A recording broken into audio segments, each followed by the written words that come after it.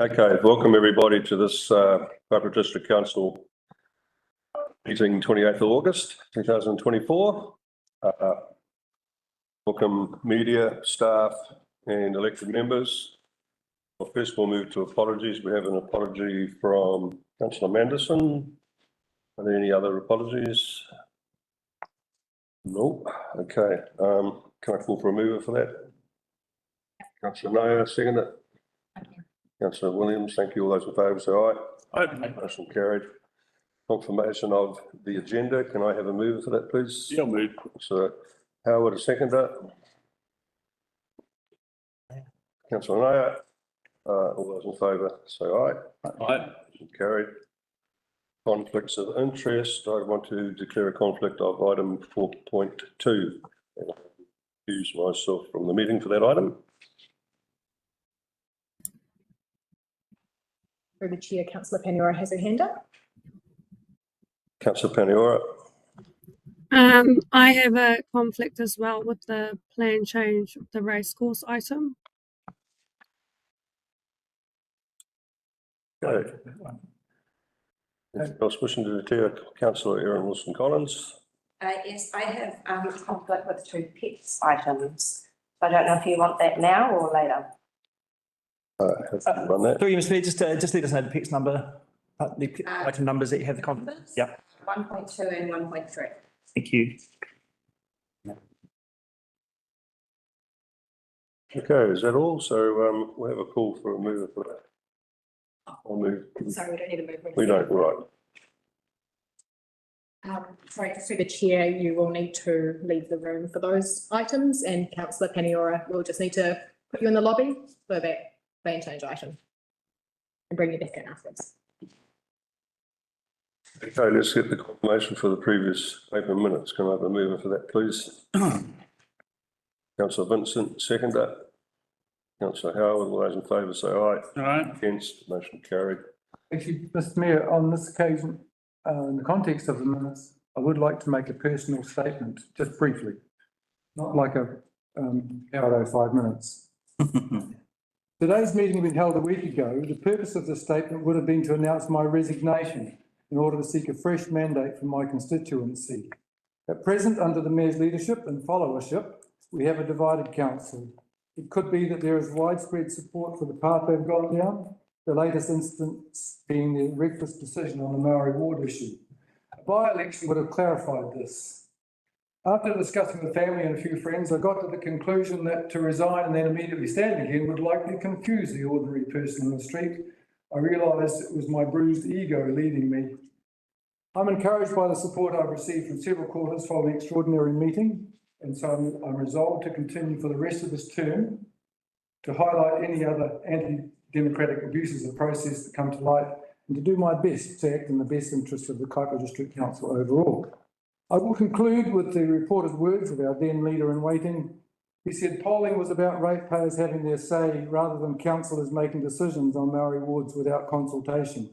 It's a democratic thing. We need to have a say as ratepayers, particularly in Kaipara, where we're often bulldozed without that chance to have a say. Now that is a statement made by Craig Jepson in 2020 I can agree with. Thank you. Thank you, Councillor Vincent. It's nice that you've been able to express that, considering it's not permitted under the standing orders, but I've allowed it because I do support freedom of speech in our democracy. Thank you. So we'll move on to the first item, item 4.1. So I'm not sure if we confirm the minutes. Should we confirm the minutes? Oh, yeah, we did. Yeah. Yes, we're good. Okay. So item 4.1, do I have a mover for that, please? Councillor Naya, seconder. Councillor Howard. I just take a moment. So Councillor Paniora has declared a conflict of interest for this item. Councillor Paniora, we're just going to put you in the lobby for this item. Good. Per standing orders, I don't actually have to be removed from the room physically if I was there. So I think that the separation from me on the screen should be sufficient. Just not. Yeah, that's fine. Stayed in the vote. Okay. So presenting this item is Paul Wanders, District Planner, and Catherine Overwater, Planning and Policy Manager. Thank you. Thank you, Your Worship, councillors. This is the end of this particular application, depending on the council's decision. Now, this plan change, which was normally known as Dargaville Racecourse, officially it is the Trifecta Development Area, plan change 81. Now, the application was lodged on the 21st of February 2022. The hearings were conducted in March 23, and the application was approved by council in August 2023. There was one appeal from Tukui Trust received, and the NZTA joined as a Section 274 party. We had court assistant mediation, which was undertaken, and with consultation with councillors Vincent, Howard and Lambeth as a delegate of this council, and that resulted eventually in the court's decision. There was an agreement reached. The court decision was on the 29th of July 2024, and it was approved. The decision was by the court approved plan change with the amendments that were agreed. The amendments mainly dealt with the consultation between iwi and the developers, and there is a private side agreement between the applicant, the developers and iwi in this particular matter.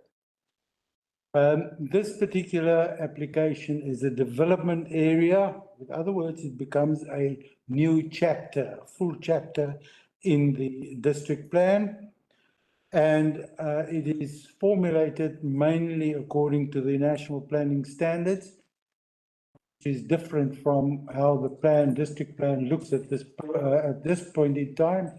But when we review the district plan, it will have the same type of formulation.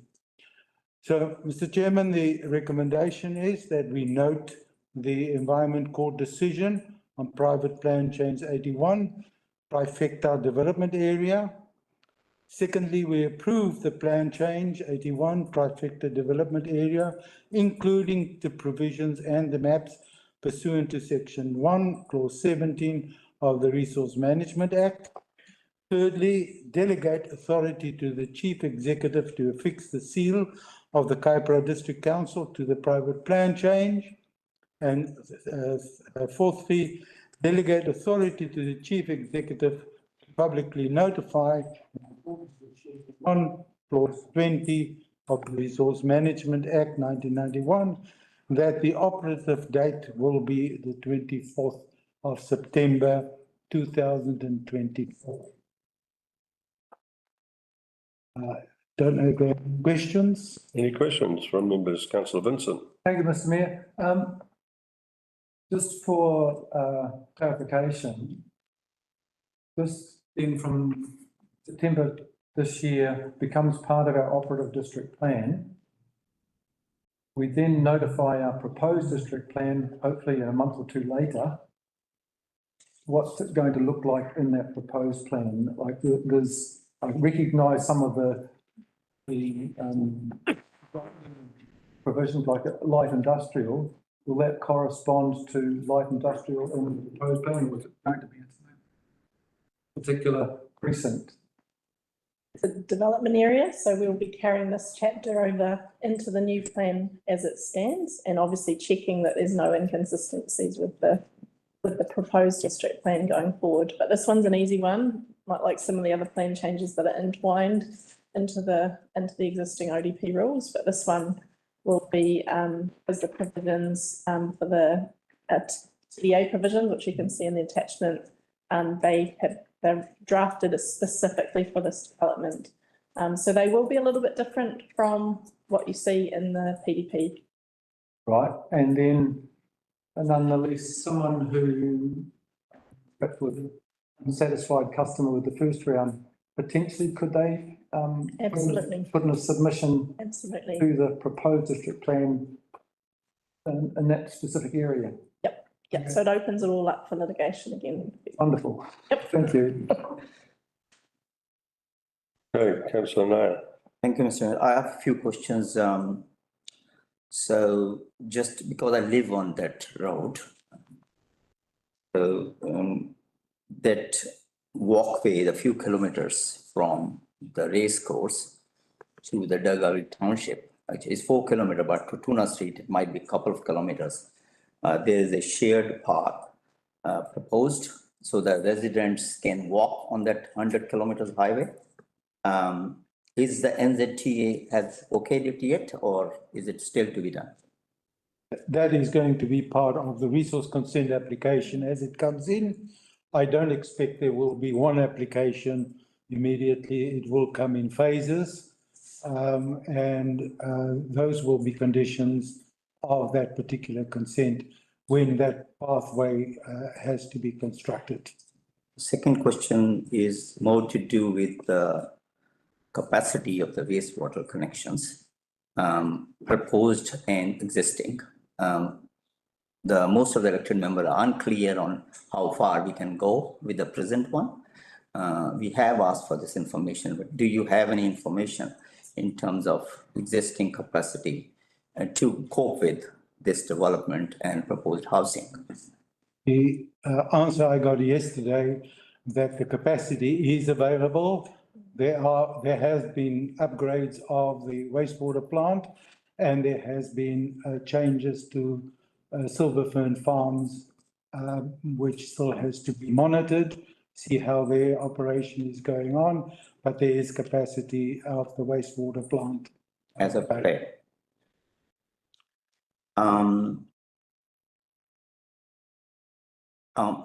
The reason I asked is because it's in LTP, but it hasn't happened. So when you say that it hasn't, so I'm just a bit confused.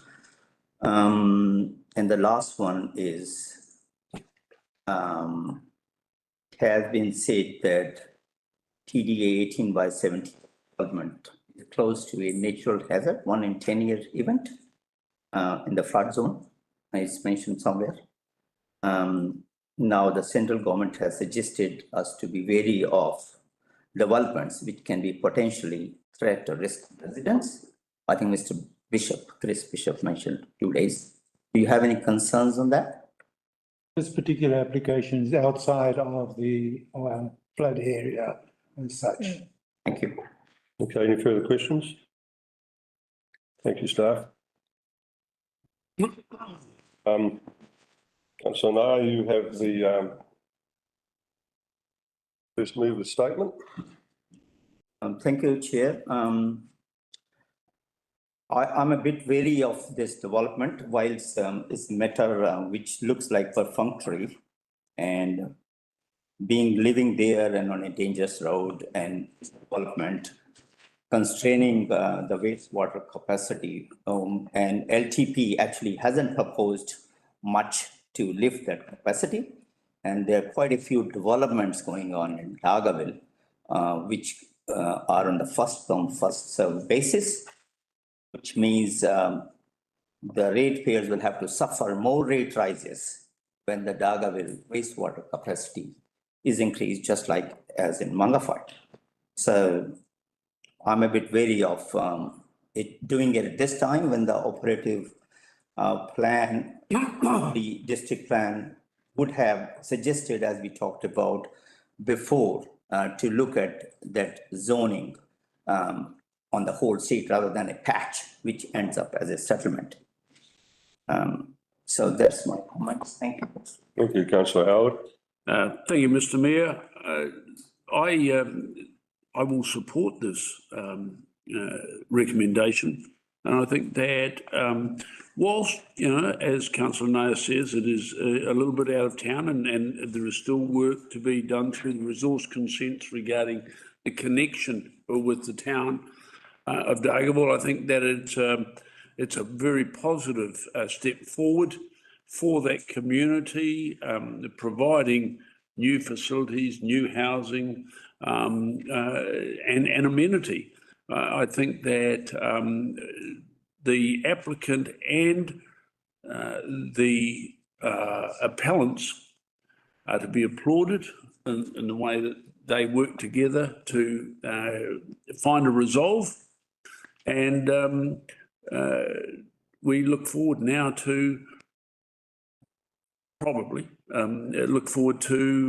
seeing how this development rises from the grounds of the racecourse. Thank you. Thank you. Any other elected members wish to speak?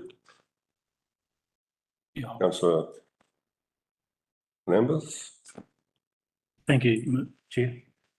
I'll be very, very brief, and I hope I don't mutilate one of Winston Churchill's famous quotes, but we've been after development for ages. So this is not the end of the beginning or the beginning of the end, but it is the beginning of the beginning. It's one further development, and this is very important for Dargaville, along with the other ones, as a complete choice for new prospective residents coming into town or existing residents wishing to upgrade. It is a choice. It is another choice. So bring it on. Thank you. Councillor Williams? Thank you, through the chair. Yeah, when this was presented to council back in August, I was one of the councillors that didn't accept this plan change and cited reasons of infrastructure and other issues. So I feel, to be consistent today, I won't support this. Okay. Other members wish to speak? Okay, let's put it to the vote. Oh, sorry, movers right of it, Councillor Mayer. Nothing more to add. All I would say is the plan change ideally should be sorted after the local water is done well on a regional basis. So we are in a better position rather than deciding there's no urgency as of today. Thank you. Okay, let's put it to the vote. All those in favour raise their hand and say aye. Aye. Against? Ash and Rachel, Region. You moved it. Yes, I can change my mind. Oh, well. Okay, so that's, So, we'll go to the division. Councillor Howard. 4. Councillor Lambeth. 4. Deputy Mayor Larson. 4. Councillor Mayer. Against. Councillor Vincent. 4. Councillor Williams. Councillor Wilson Collins. 4. Mayor Jepson. 4. That's been carried. Been carried, thank you. Okay, just leave the room for the next item to be transacted. Deputy Mayor Larson will take care. Thank you.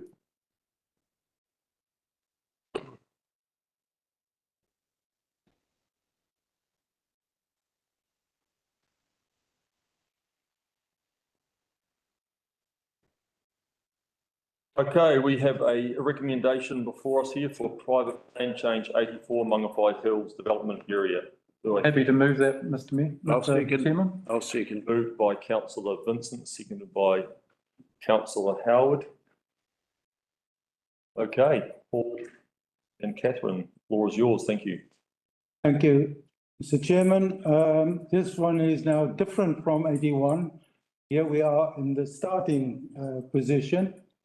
Now, this plan change 84 Mangawhai Hills was lodged on the 5th of March 2023.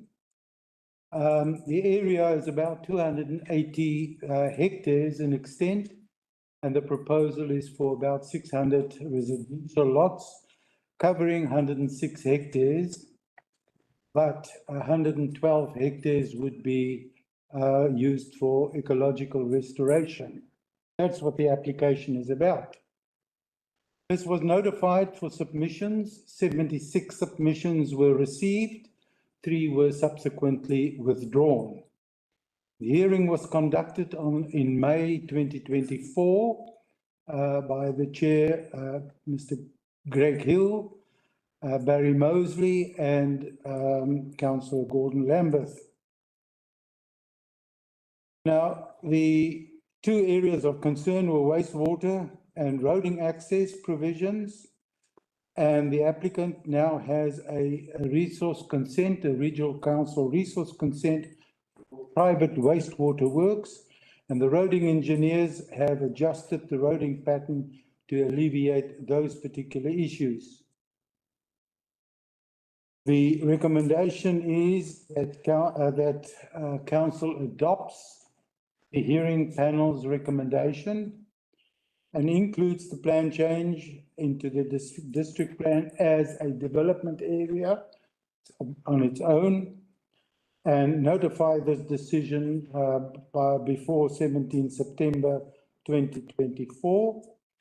And please note that the decision is then open for appeals for 30 days. If anybody wants to appeal the decision of council, whatever council's decision would be now. Any questions? Questions, anybody? Zero. Yes, question. Councillor Naya. Thank you, Chair. So, I mean, in the whole process, again, there was an issue with the water infrastructure for additional tank. And based on whatever was submitted by council, you are quite happy that the existing capacity is good enough for this, or is it based on proposed increased capacity of the wastewater plant?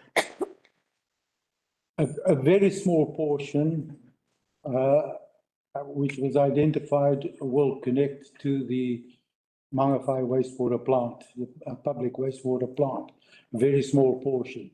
The rest of the development is on a private wastewater system for which they have a resource consent from the regional council.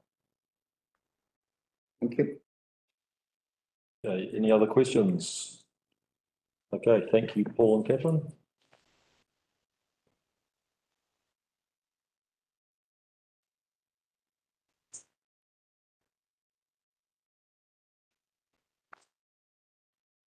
Councillor Vincent. Thank you, Mr. Chairman. I think we, as a team, are maturing. I can recall other occasions when we've had similar items put to us, we would have lengthy debates wanting to revisit the decisions of or recommendations of the experts. And so getting to the meat of things quicker. I look at this plan and I'm not going to try and second guess what the commissioners recommended. So often with developments, we seem to have a choice between having a development and doing good for the environment. And it seems with this case here, we're actually going to do both. And I reckon it's like, it is huge. Another 600 lots. That's a major increase, not just in land area to the area we would call the, the built-up area of Mangawhai, but like it is, it's really massive, and it's not going to happen overnight. But I am encouraged by the provisions that are being made for looking after what is there, as well as enhancing it. So I'm happy to support this. Thank you. Thank you. Councillor Howard. Thank you, Mr. Chair. I would endorse the comments there of Councillor Vincent, and specifically regarding the ecological and environmental factors here.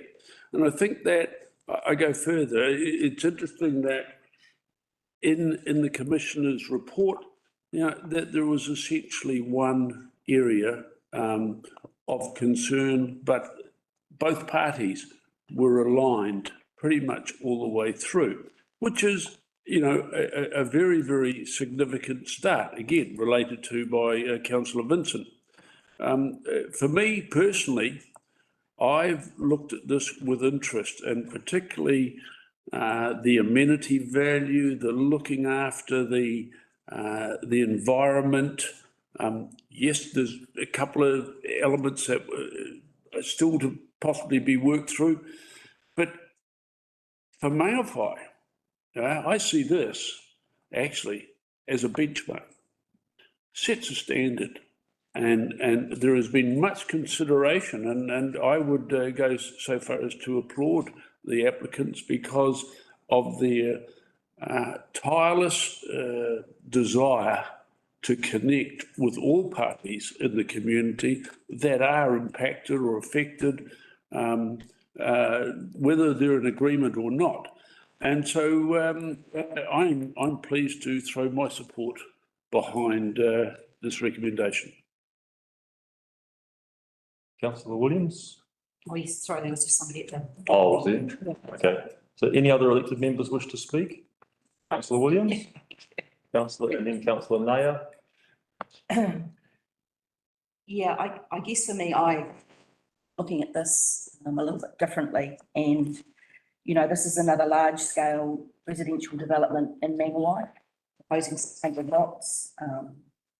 You know, we still have Mangawhai Central with 740 lots, the Rise, and we don't know what's coming with the Black Swamp plan change that we haven't actually seen yet. So as I stated around the decision on the Rise development, my concerns are still centred around the cumulative effects of the developments and plan changes that we have been presented with recently.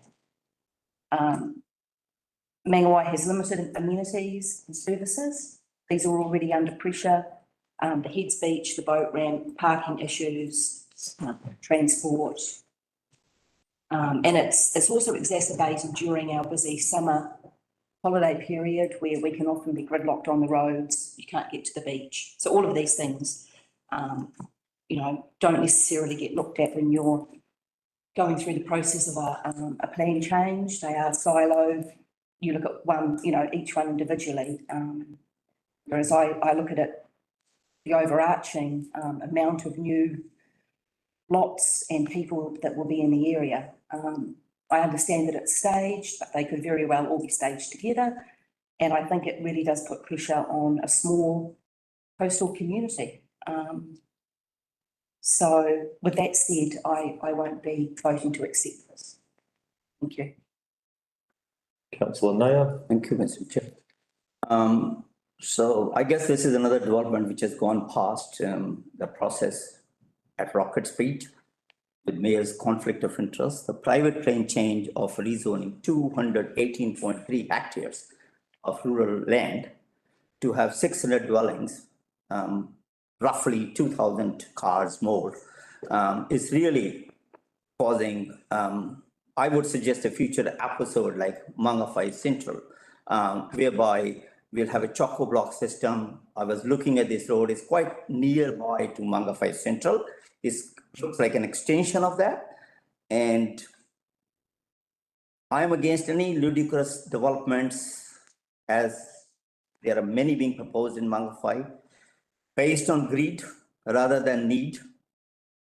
We have seen developers going in Auckland bust and keeping away money from the first home buyers, and we don't want those scenes happening in our little council. These developments are causing grief to existing ratepayers, both financially and socially, and will do more harms to newcomers with skyrocketing rate bills. We will probably end up as the council with the highest rate per resident in the country, which we have been once. I think we don't have the wherewithal to afford grandiose developments. There's an urgent need to put our thinking cap of governance on rather than following the processes blindly to the detriment of our constituents. So I will be against it. Thank you. Councillor Paniora? Thank you, through the chair. Previous comments that I had when this agenda item was presented to us centred on the implications of existing and surrounding owners in terms of their rates and the escalation of those, similar to what occurred here in Dargaville. That hasn't changed.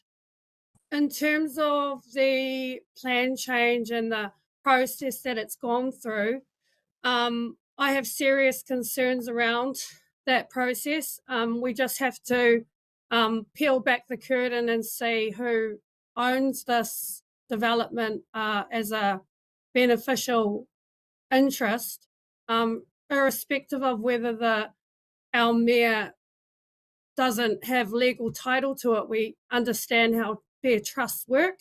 And so, that's the implication for him stepping out of the room. Now, the 3 hearing commissioners, we've had Councillor Lambeth sitting on that panel. There's questions around that.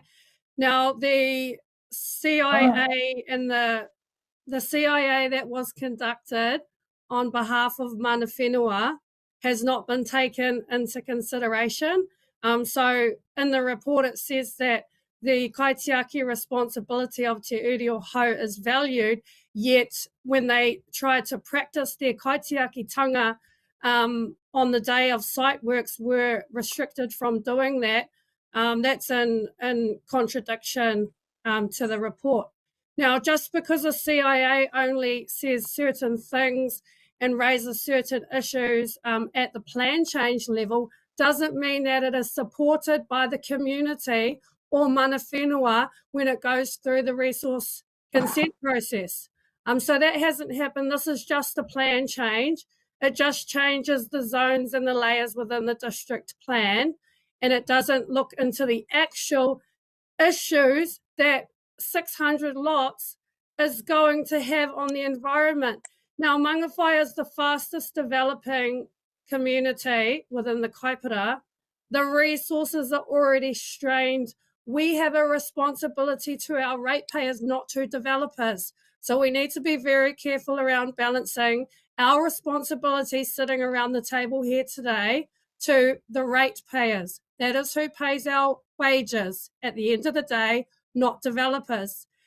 We, on a daily basis, as councillors, come into issues around the lack of resources, the lack of infrastructure in Mangawhai, and now we're handing on a poison chalice because we have somebody sitting at the helm of our council that is here to progress this development forward. For what? Are we going to put our future ratepayers that come and buy properties within this plan change, are we putting them into a situation where they don't have the infrastructure to be able to cope with their properties? And are we risking our ratepayers having to foot the bill somewhere down the track? Because God forbid we have negligent staff or staff that don't in the future pay attention to certain things, like what happened with the Mangawhai wastewater scheme back in in its conception. So all of these things we really need to think long and hard about, right, like today, that it's not just something that a can that we kick down the road and we think, oh, she'll be right, we'll sort it later on down the track. No, we need to understand what the implications are of today's decision into the future.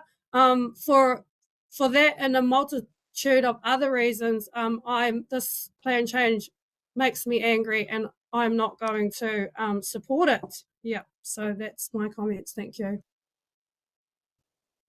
Any other elected members to speak? Councillor Wilson-Collins. Thanks.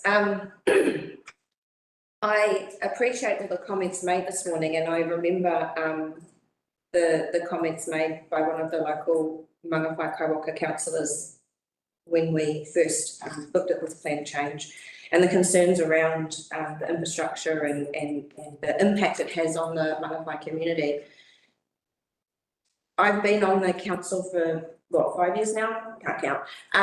And something that gets repeated often is the concerns of the people who already live in Mangawhai around the pressure on infrastructure and things like that.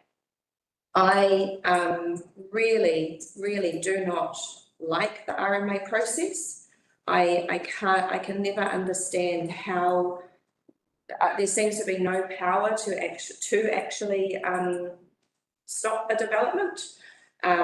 You have all these plans and all these wild ideas, and then all of a sudden developers come along and as is happening right now in Mangawhai, there's several developments, large developments that want to go forward that could, as has been brought up, could result in some not so nice results for the people that already live here. I've always been frustrated by the process, and I've commented on that several times. This isn't the first time. However, I'm then sitting in the park of looking around the table and listening to how people are going to vote, and the issue of the fact that to fail a motion like this, you really need to have some backing in the act. So we've recruited a hearing panel to make recommendations who are the experts. And so I'm not an expert. I don't like it. I don't like the process. I don't like the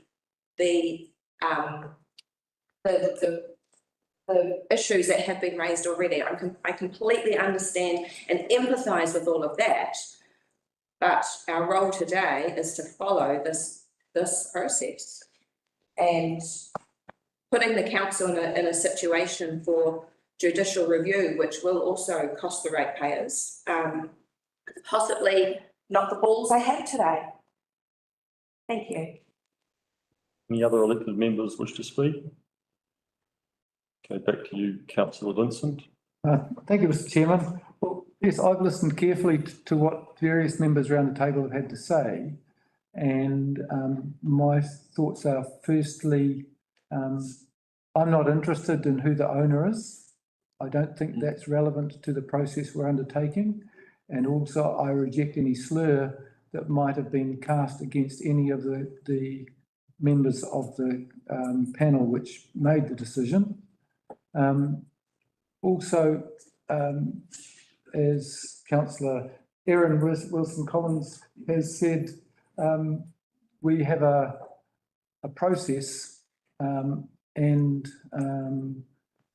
gives us limited choices, really. We made a decision to delegate the dealing with submissions to this private plan change to a panel. Now, if we don't like the conclusions they came to, well, then obviously we made a bad decision to delegate them the authority to do that. And I, as I've said in my initial remarks, I think it has a lot to offer. Admittedly, there are potentially strains on our infrastructure, roading, etc. However, I think we need to have a compelling reason. If we reject this plan change, then we face the potential for a judicial review of our decision because we don't have a substantial basis on which to reject it other than we don't like it. And, you know, we appointed some experts to evaluate the proposal, and this is what they've come back with it to us with. So even if it might be not the normal run of events, I'm actually quite prepared to vote in support of the motion which I have moved. Thank you, councillor Vincent. Okay, we'll put this to the vote. All those in favour? Division. By division, please, Alana. Councillor Howell. For. Councillor Lambert. For. Deputy Mayor Larson. For. Councillor Nair. Against. Councillor Paniora. Against. Councillor Vincent. For. Councillor Williams. Against. Councillor Wilson-Collins. For. Carried. Carried, thank you.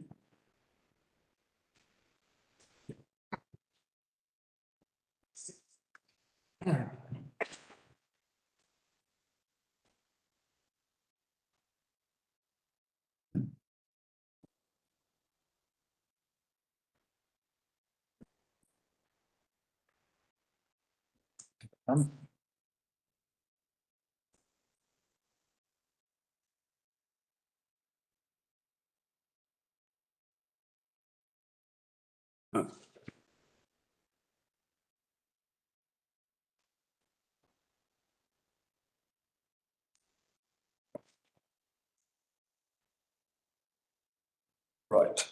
Welcome back, Mr. Mayor. Thank you. Right, item 4.3, economic development strategy.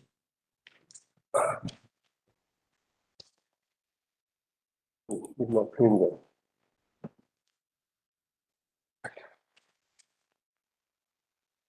Right, next on our agenda is item 4.3, Economic Development Strategy 2024.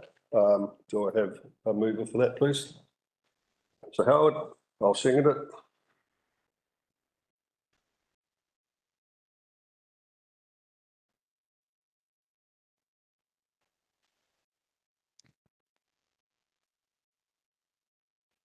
Good morning.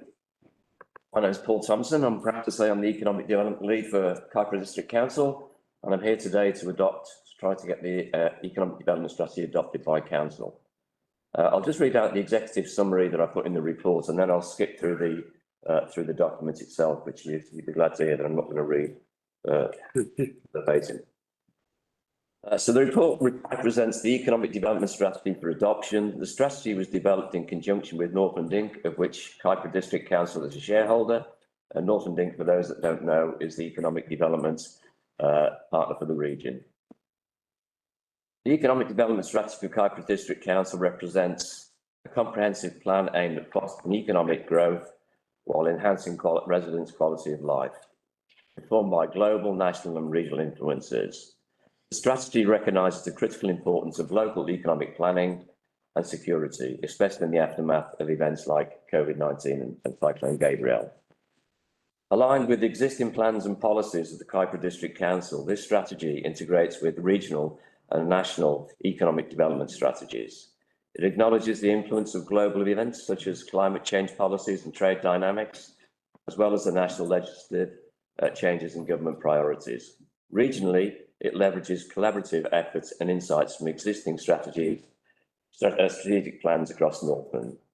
Elected members of the Economic Development Committee were consulted during the composition of this document, as were several stakeholders, including Northland Inc. The Economic Committee were consulted during the composition of this document, the Economic Development Committee endorses a strategy for wider consultation at its meeting on the 6th of June, prior to presentation to Council for formal adoption. Now, the document which you have in front of you is a 50-page document which has taken 7 months to complete, and it's been a labour of love which I've enjoyed doing, and I'll present it to you today. So there's a strategy outline there, that's fine. The forward, I won't read that. There's an executive summary in there as well, so it makes some good bedtime reading. I've looked at the Kaipara, its demography, its the economy, its infrastructure. I've looked at the strategy in a global context, a national context, and a regional context, and a district context. The guiding principles facilitate growth, be customer focused, be innovative and bold, and focus on our relationships is key right the way throughout this document. Except for Maori. Except for Maori. Yeah, stakeholders leads on to your questions. Local authorities, obviously I've been dealing with each of the local authorities. Community, been talking to business associations, etc., both in Mangawhai and in Dargaville. And I've consulted with Maori, Tiroro and Ngāti Whātua exclusively. In addition, government and funding agencies, in particular, New Zealand Trade and Enterprise, which we've not had a relationship with before, and that has started to bear fruit already. And then investors, SMEs, large business owners, land developers and high net worth individuals. I've been talking to investors as well. The vision, I've highlighted that as well. Kaipara's economic profile, population growth, which is key, and that's been around the conversation today around the table. Population distribution, where it fits across the Kaipara. Employment, how many people we employ, what the potential is for further employment. And then I've highlighted the industries in the district, so construction, manufacturing, professional scientific services, education and training, public admin and safety, and all other industries. That's total number of people employed. I've looked at GDP, $1 billion economy that we've got, and I've highlighted the different percentages for each of the industries. Obviously, primary industries is key. Some of the challenges, the district plan, the updated district plan, which we're looking forward to. Partnerships. Partnerships is key for me. I've been developing partnerships in every sphere of the business community and community as well. And that does include iwi. Infrastructure, primary sector, and our identity. What is our identity? Skills and labour, predicted ageing population, and the services that are needed to service those types of people. Meeting community need, business investments, that's key for me. I will be talking to a lot of high net worth individuals who are looking to come into the district and invest in our area. Climate change, government regulations and policies. The opportunities that we've got, the location and accessibility. Kaipara seems to be a place that people travel through rather than treat as a destination. We'd like to turn that into the opposite and turn it into a destination and get people to live, work and play. Affordability and livability with the district plan, looking at affordability and livability, we'll be able to build houses for cheaper here and it would be a cheaper place to live.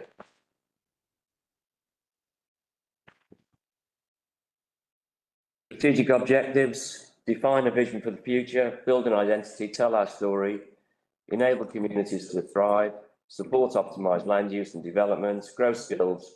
Sorry, just if I can just interrupt briefly. Yeah, sure. Thanks. Maybe because the elected members have read the document that's been on.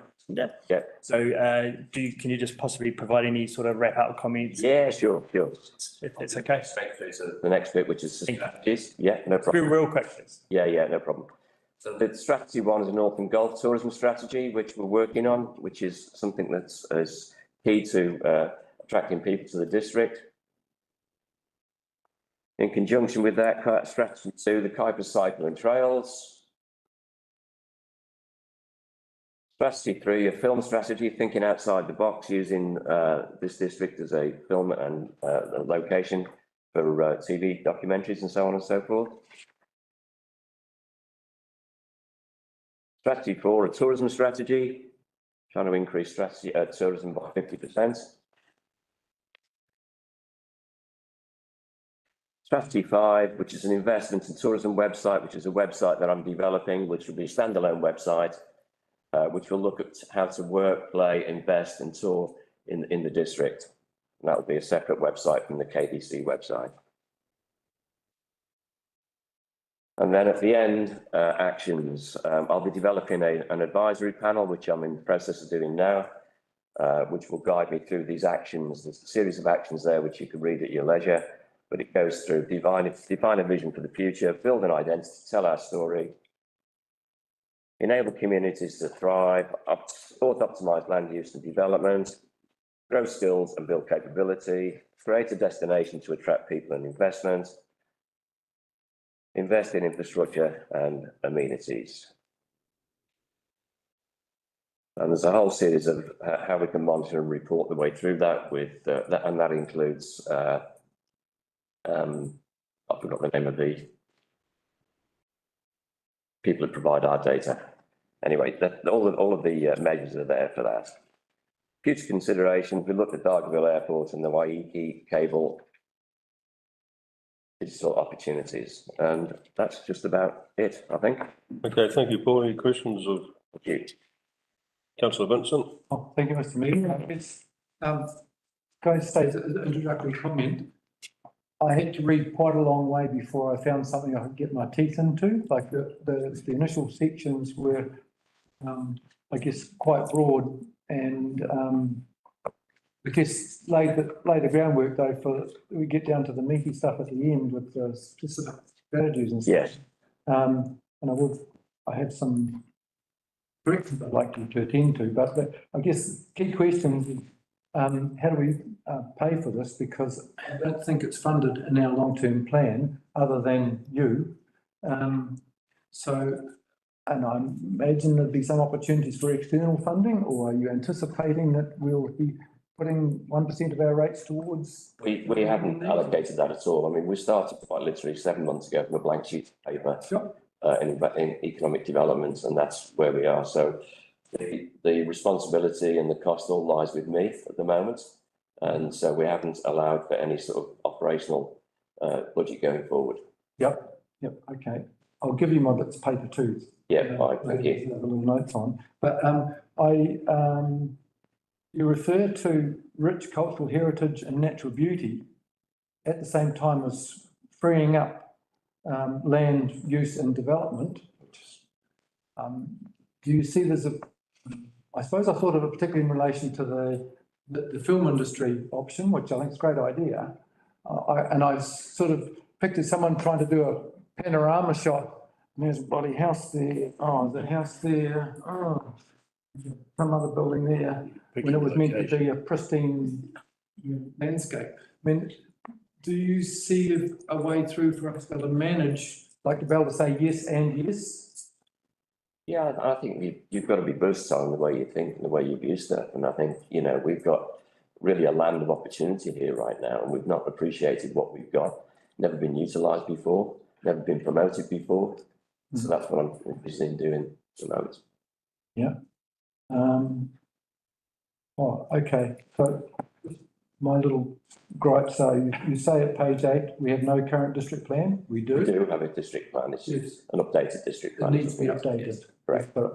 Through you, Mr Mayor, on that point, Councillor Vincent, we will adjust that under the recommendation, editorial one. Also, Kaipara Harbour is the largest in the Southern Hemisphere, second largest in the world after San Francisco. Right. Okay, thank you. And you refer to the Links Golf Course and the other one next to it. Tirai and Tiriti. Yeah, they're in the Auckland region. One's in Kaipara and one's in Auckland region. I can say that they're on our own turf. It's open to interpretation. They are the largest. I mean, they're really important economically for this area. Yes. Yeah, they're the largest employer in Kaipara. I'm not surprised. And not all the people. I didn't know that, but I'm not surprised. Yeah. You also referred to the sculpture gardens in the Gibbs Farm, which also, once again, well, they're further away from our boundary, but it's like talking about Santa Mahuta, that's out of our district as well. That part of our tourism. Yep. Yeah, I just wondered if there's something desirable to have some acknowledgement of okay, where they sit. we can put that in, no problem. Yeah, thank you. But otherwise, I appreciate the work that's gone into it. Yeah, thank you.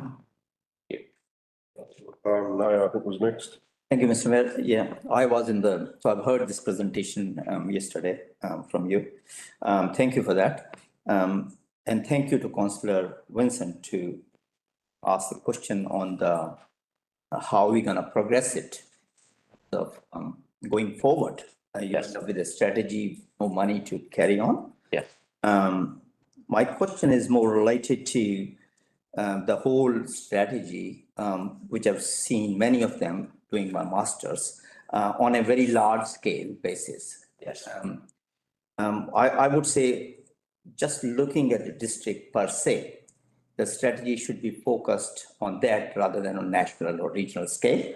My question is specific to the areas you're pointing out. The areas like Thane Mahuta is well known. Every backpacker site knows about Thane Mahuta. And you're saying we should have a website, and there are a number of websites on these museums, which is well known. There used to be 3,000 visitors coming to this museum.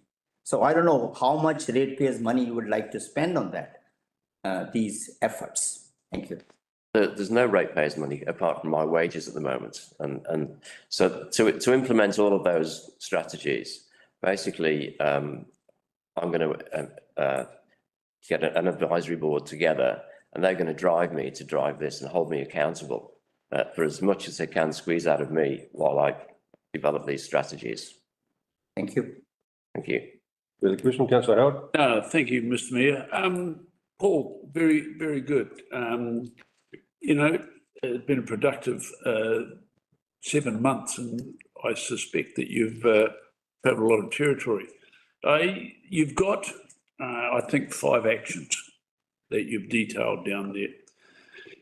Can you just give us your thoughts now on what your priorities, I mean, okay, you say create an economic advisory group as your first action. Yes, yeah. Is that your first priority? You know, what? No, that's written as my job description. Okay. So that's something that I'm going to implement. And that's taken a little bit longer than I've anticipated, but I needed to choose 5 people from across the district, representing different businesses, male, female, brethren, iwi, and so on and so forth. So I've done that, and I've just got to appoint 2 more people, and then we're away. And then they will drive me to implement the actions that are in that plan. And I've highlighted them as high, medium, and low. That priority list could change, but that's the way I envisage going forwards. So you'd envisage that, you know, we will see some tangibility. Oh, absolutely, yeah. And you'll see some accounts next week. Well, yep, yeah, that's very cool. And so to that, also, you've identified 5 specific strategies. Yes. So that's not listed in order of any priority. No, it's not. It's collectively we'll move them together. So, for instance, I was at our golf club on Monday doing a presentation there, and they're obviously a member of that particular cohort. And so I'll be working closely with as many people as I can in conjunction. And that, you know, I'll be dipping in and out of 5 different strategies to try and promote this region. Fantastic. Thank you. Further questions? Councillor Aaron Washington. Thank you. Hi, Paul. Hello there, how are you? I'm well, thank you. Yeah. Very good, thank you. Good. Thanks for this mighty beast of a document. I was interested to know, I noticed under relevant reports and strategies, there's been a bunch of work done in the background that links back to this. Yes, it does. But what I thought might be missing from there is the Kaipara District Council Arts and Culture Strategy, and I just wondered. Yeah, I'm aware of that, yes. Yeah, that's. Tiny bit of smattering throughout the report. Yeah. That's. Arts and culture, of which I just wonder if enough focus is on that. There's studies that are saying that arts tourism and culture is growing. No, I totally agree. Yes. What were your comments on that? I totally agree with that, and that's probably an omission on my part, but with the investment and tourism website, you'll see the arts and culture coming through in that as well. So I have addressed that. Okay, so could we maybe get that added to? Absolutely, yes, absolutely. Thank you. Further questions? Thank you, Paul. Thank you. Okay, we move a statement, Councillor Howard. Thank you, Mr. Mayor. Well, I have to say, if we go back to where we started and we talked about what might move, once we'd established our vision and our strategies for Kaipara, what might move things along. And I think we all unanimously agreed that developing or having an economic development lead, an economic development committee would be key to making sure that we got some focus. I acknowledge Councillor Vincent's initial comments today is that, you know, initially I thought, oh, hold on, are we worrying about all sorts of other areas and groups outside of Kaipara in the way that was worked? But the way that we now see this has come together with encouragement, it is very much based on delivering economic benefit for Kaipara. And we need to leverage, no doubt, other entities that can assist us along the way. And, you know, as Paul has noted, we're already doing that with the likes of Northern Inc., who are our overall tourism and economic lead through to government. So I'm very enthusiastic about this whole process, and I think that it's early days. It will take time to get steam coming off the road, so to speak, but it's a great step forward for us. And, you know, this is something that we need to look at and to continue to develop and work on. And I think that we will have a question that will come up, no doubt, along the lines of funding and the likes, but it is amazing what Paul has been able to do in 7 months with just his own salary. And you know, any initiatives that have already been established have leveraged any funding from the interested parties.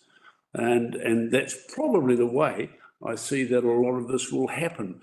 But very encouraging. I'm enthusiastically supporting the whole concept. Thank you. Thank you. Yeah, I'd just like to add to that. I mean, a lot of the role, like I've been really pleased with how it's progressed, to be honest. I was a little bit nervous about creating a specific economic development role within the council, but there's a huge need for it. And one of the big advantages of creating that is we have someone that can concentrate on leveraging the opportunities. And by that, I mean, we have outside our council, we have funding opportunities with central government. We have Northern Inc. And if you're going to be part of an organisation like that, it's incumbent on us to make the most of it and get the best out of it. We hear criticisms about, you know, what do they do for us? But in lots of ways, it's what we need to create through them. And that's where it's nice to have someone who understands how it works, which I think Paul very clearly does. And the other thing I would comment about is it's quite an invidious situation that people like Northern Inc., Paul himself find themselves, because one of the hardest things out there to do is to measure the success, because you can't actually say, well, you know, we had 10 businesses start in our district because of those activities. You can't measure that. But I think overall we are going to get a big reward for the district by having this position and the way it's working. I'm very happy with it. It's only a 3-day position, and I know Paul has been all over the place. He's knocked on doors at businesses in Dargaville, for example, and he's, you know, tried to get a measure of what the district is doing and how it's performing. And particularly now that we have well, let's face it, we're in a recession situation at the moment. Our district has great deprivation, and we need to try and secure and make and take every opportunity out there that we can to grow our economy in this district and create jobs. And, you know, bring more tourists in. I think we had a presentation yesterday, and I think currently we're running at about 4% for tourism here, and we've got an opportunity to bring it in up to around 12. So, you know, that's huge dollars that you get for very little input if you can create the right situation where people maybe read your website. Let's go to the Kuiper and do that Kaihu Valley Trail and that circuit, and let's do this and let's do the other. You know, it's very hard to measure, but that's where we'll get the reward over time. Thank you. Any other elected members wish to speak? Councillor Naya. Thank you, Mr. Mayor. Yeah, unfortunately, I was probably the instigator of having an economic development committee, and not proud of it anymore now. I find this strategy more rhetoric, impractical, expensive, and adding to the grief of ratepayers in terms of cost of framing it, implementing it, and ongoing expense of expert consultation of it, which there will be many. The strategy has to have a common sense approach meant for needs of a small district with small ratepayers base. Unfortunately, the local government is operating as a separate entity. The strategy talks of current infrastructure deficit, which we all know of. And I wish as a wise council, we should focus on improving our core services before making tall claims, as recently well stated by our Prime Minister. The focus on golf tourism is another wasteful expenditure. They are private golf courses where entry is by invitation. It is also a natural byproduct of golf clubs. Talking to each one, they have liaisons and possible bonhomie among them. I'm not in favor of another white elephant in our room. Thank you. Councillor Wilson Collins. Thank you. Councillor Naya just reminded me of something that I need to bring up, so hopefully Paul's still in the room. the only, I'm not against a strategy or anything, but I just wanted to raise another sort of thing I felt might have been missing, is that there's a real focus on bringing visitors to the area, but we don't have any accommodation. So, and I didn't notice that in the report, in the strategy. So I just felt that that's really something that needs to be mindful of.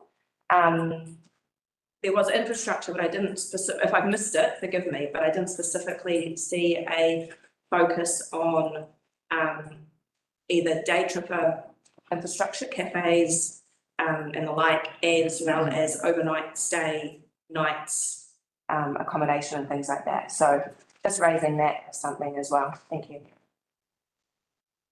Okay, Councillor Vincent. Oh, thank you, Mr. Mayor. Apart from, as I might have indicated from my questions, regarding the term sustainable development gets bandied about throughout the document. And to me, in practical terms, that means for any shiny new things, we need to open a depreciation account, which we're not doing enough or haven't been doing enough historically, so that we can actually truly be able to say that that will still be there, or its replacement in 50 years, 100 years, 200 years time type thing, rather than, well, we've managed to scrape together some grant money from here, there and other places. So we've got this new thing which meets an immediate need, and then we just don't do anything more to maintain it, or at least we don't fully account for the cost of maintaining it, let alone replacing it. So that's a cautionary note I would make. Some nice things, maybe we just can't afford them. And the other point too is what I see with this, perhaps contrary to some of my colleagues, is that, like, instead of when we've, gone through this agony of the long-term plan and trying to get the rates increased down, that's like people bickering over how big a piece of the pie they're going to get. This economic strategy is about making a bigger pie so that we can have a smaller portion of a bigger pie will leave people better off than they were if they were arguing over a larger piece of a smaller pie. So yes, I certainly, subject to my little foibles that I've raised, and I'm going to hand this on to Paul to see if he can make sense of it. But I think within the wording of the motion, it should be possible to make minor adjustments. Thank you. Thank you, Councillor Paniori, for your hand up.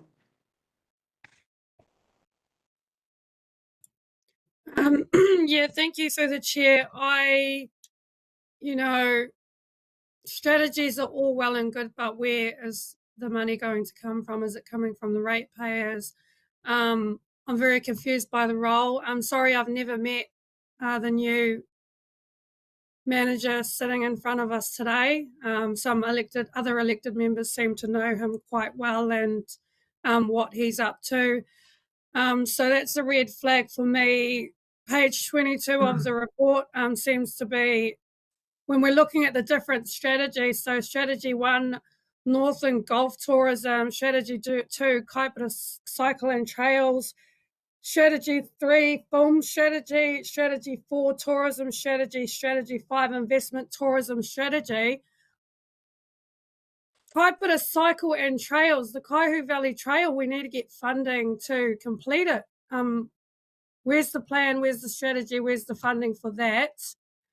We had a cycle group come and ask for funding through one of our other funds, and that was really pushed back quite a lot by some of the Mangawhai councillors who didn't want to give that funding to them. We've come to a compromise and they're able to use the lighthouse, but why are we not supporting that? And then the tourism, Te Roroa is one of the largest tourism operators in the district, and the council's unilaterally terminating mana enhancing agreements with them. So I'm just wondering, it's very contradictory, this strategy in terms of what this council seems to be doing.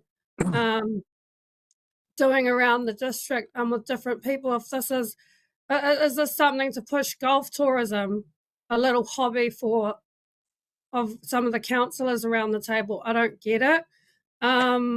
Where's the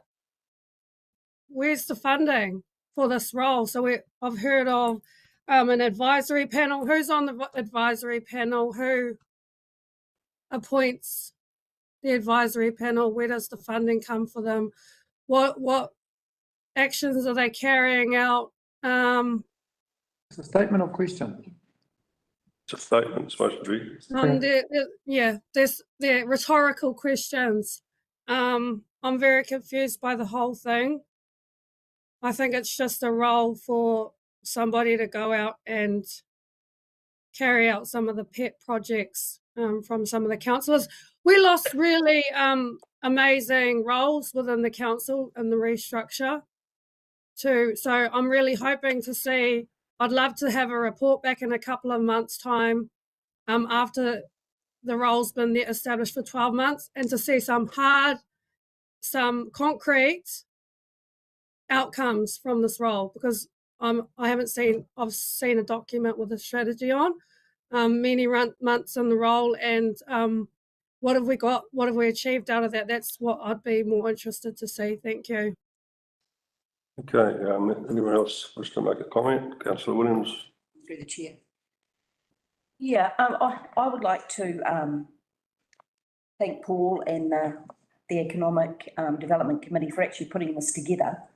I think it's a pretty comprehensive document. I think there's lots of areas that are being covered and you know, put into this document. It's the first stage.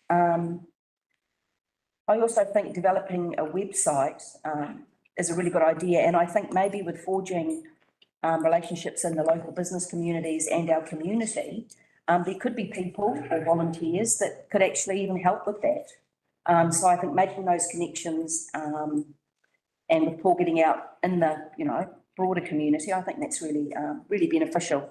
So I'd just like to thank him and everyone who had something to do with this.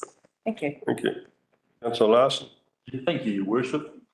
I think it's very easy to be critical of people sometimes who've gone and done an extraordinary job. And I'd say, let's think about putting ourselves in the shoes of a staff member tasked with coming up with putting together a development strategy for our whole district, taking the points of view of lots of different people and trying to meld that into a strategy. Not an easy task, and I would say that Paul has done an extraordinary job putting this policy together. Has gone to great lengths, worked extremely hard and extremely diligently in a role which is not even full time, along with getting to know the whole district, helping to facilitate businesses, sorting out consenting issues, getting around and meeting many business leaders and business owners across the district. I'm criticising the elected members, not That's enough, thank you. No, you're not to interject. Points of order. What is your point of order? Misdirecting, irrelevant. The point I was making was a criticism of elected members on the governance committee, not the staff member. But I think he's perfectly entitled to have his opinion, just like So you. redirect your statement, please, Councillor. That's your first warning, please. Do not interject. Councillor Larson. I think, Your Worship, I was just speaking to actually acknowledge the great work that our economic development lead was attempting to do. I think that the work has been great. We've got a key focus right on the kite here now. We can refine that as we go along and add to it. A high-level strategy. You do not have every funding source and budget nailed down to the nth degree. We have a visionary strategy, and then we use that to put the rest of the pieces together. So I'd like to commend Paul on the excellent work he's done. Thank you, Jason, for allowing us to push ahead with promoting our district and making it a great place. Thank you very much. Thank you. Anyone else wish to have a comment? Okay. Move is right of reply, Councillor Howard. Thank you, Mr Mayor. Well, there's a lot there that one could talk about and make statements about for quite some time. Let me pick on just a couple of points, because I think that at the end of the day, what Councillor Larson has said and acknowledging, and indeed a number of the other councillors, is that we've actually got a ball moving. We've got a project underway that is there for one reason, for building the equity, building the economic resilience of our district. You know, the old saying, if you do nothing, you can't expect any results. You know, the hardest job at times is to make that start. We have made a start, and we have focused on, and actually go back to that first February meeting we had up in Whangarei, where we decided on our strategy and our vision. It's all included in there. It all comes out of there. It's not a surprise. And actually, it's very, very, I'm going to say it is just an abomination that we have such poor or diabolical misrepresentation from elected members on some of the information that they put out. And I want to clarify something. Point of order. Excuse me, I'm speaking. Point of order. Thank you. What's your point of order? Point of order. Relevance to the statement you're talking about social media posts now, councillor. Look, he's quite entitled to continue with his statement, Councillor Pannier. You're unnecessarily interjecting. There is no carry on. No relevance, and there's no connection to anything social media. The misrepresentation has come from two elected members. And let me be very clear on one point that Councillor Nair said was all the cost for this golf tourism. Actually, the golf tourism was one of the first things that came up. Why? Because yes, there is something that is happening right on our doorstep, and that was my original words. The fact is, and let's be absolutely clear, Councillor, please, money. One of the largest tourism. Councillor Pannier, please do not interject. There is no money from Kaipara District ever going to happen for the Golf Tourism Initiative. It is being funded by the clubs and by Northern Nick. That's it. What we do, we did not say that. So you misrepresented it. And interject. Thank you. You've done enough interjecting. Let Councillor Howard complete his statement. He's making personal statements to the councillors. Please stop. So the point is that this is an initiative that it actually goes beyond Kaipara. But the beaut thing is that we've got an opportunity to highlight and bring in visitors and get them across to Dargaville, to Northern Warra, so they can then go through to the likes of the Bay of Islands, etc. So that was one. I totally agree with what Councillor Wilson Collins said about the absolute need for accommodation. It'll be an inherent thing. It's a matter of finding. It's not money invested by KDC. It is finding the investors. So the investors are there in the plan, and we do need accommodation. Councillor Wilson Collins is absolutely correct, and we need it both sides of our district. So, you know, I think that, as I say, if we didn't make the start, we would have nothing to say. We would have nothing going for us to try to build the economy of Kaipara. I am so thankful that we've got this far in this amount of time. Thank you. Thank you. Let's put it to the vote. Those in favour, raise their hand and say aye. Aye. Against? Motion carried. Thank you. Okay, look, we'll have a 10-minute break. 11:20 now. 11:30, we'll reconvene. Thank you.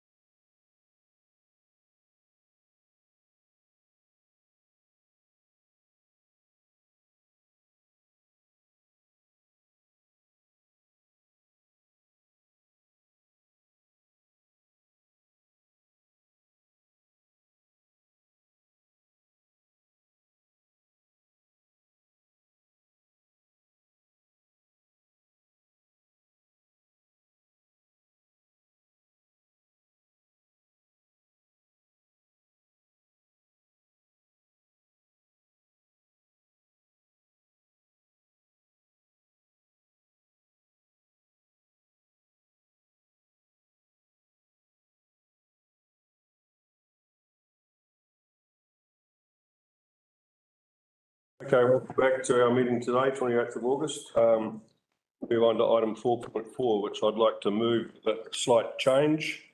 Bring that up on the board there, please, Alana. Instead of an A, adopt, I want to make it that we note the Taikawa Regional Accessibility Strategy. Can I have a seconder for that? Oh, we'll bring it up first.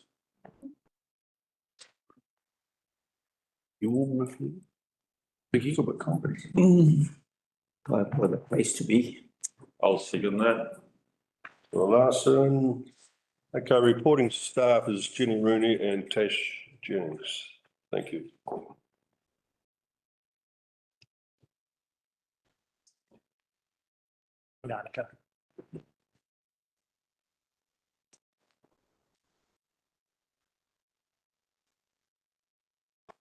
Thank you. Good. The purpose of today is to provide the elected members with the information to make a decision around adopting the regional accessibility. However, I am aware now that there's a change to noting the regional accessibility strategy. The strategy has been worked on with the council, so Kaipara District Council, Whangarei District Council, Northern Regional Council and Far North District Council. The three of the councils have already adopted the strategy. I'd just like to also say that there's no cost to Kaipara District Council for the implementation or the work that we'll be doing. It's around business as usual, and also that council have committed in the long-term plan a commitment to accessibility awareness and technical training for staff and the community. So that's already in our adopted LTP for this period. As staff, we're already doing work in the accessibility area as our BAU under legislation, and also working very across the community, ensuring that any work that community do, people have opportunities for accessibility and are able to understand that. I take it that the report is read and we're here to take questions. We also have Annika as well. So both Tash and Annika have been more involved in the actual work of the strategy development. Okay, Councillor Vincent. Thank you, Mr. Mayor. So what are the implications of us noting the strategy as opposed to adopting it? Through the Chair, we have had a brief discussion as staff. We only heard about the noting this morning. So one of the implications is that the other councils and our ready to launch, and they were looking at doing that next week. So we have to go back to our chief executive and to the actual group and see how that would be with in terms of at the moment. Kaipara District Council is heavily, there's our emphasis in there as well and our logo, so what that would mean. So with that then, does it mean that if we're just noting this report, are we going to be guided by it in our plans? We will continue as staff to be guided by that. We already do that in our business as usual work anyway. It's more that the strategy was able to have an opportunity to be able to ensure that staff are aware of accessibility issues. Had you, like us, had more opportunity to have notice of this change to the recommendation, which became the motion, would you have done anything different in your report so that you're actually able to report to us on that? Through you, Mr. Mayor, it's probably a question for me. What I'd just like to recognise here is that, staff make a recommendation to the council, as you know. We've fulfilled the options in the report for that, which includes advantages, disadvantages, that sort of thing. It is up to the council on the day or prior to or during the meeting to make a change. So I'm not going to answer that question. The ghost of option 2 in the report. Doesn't exist. I suppose. Yes, it should be option 2. Thank you. Okay.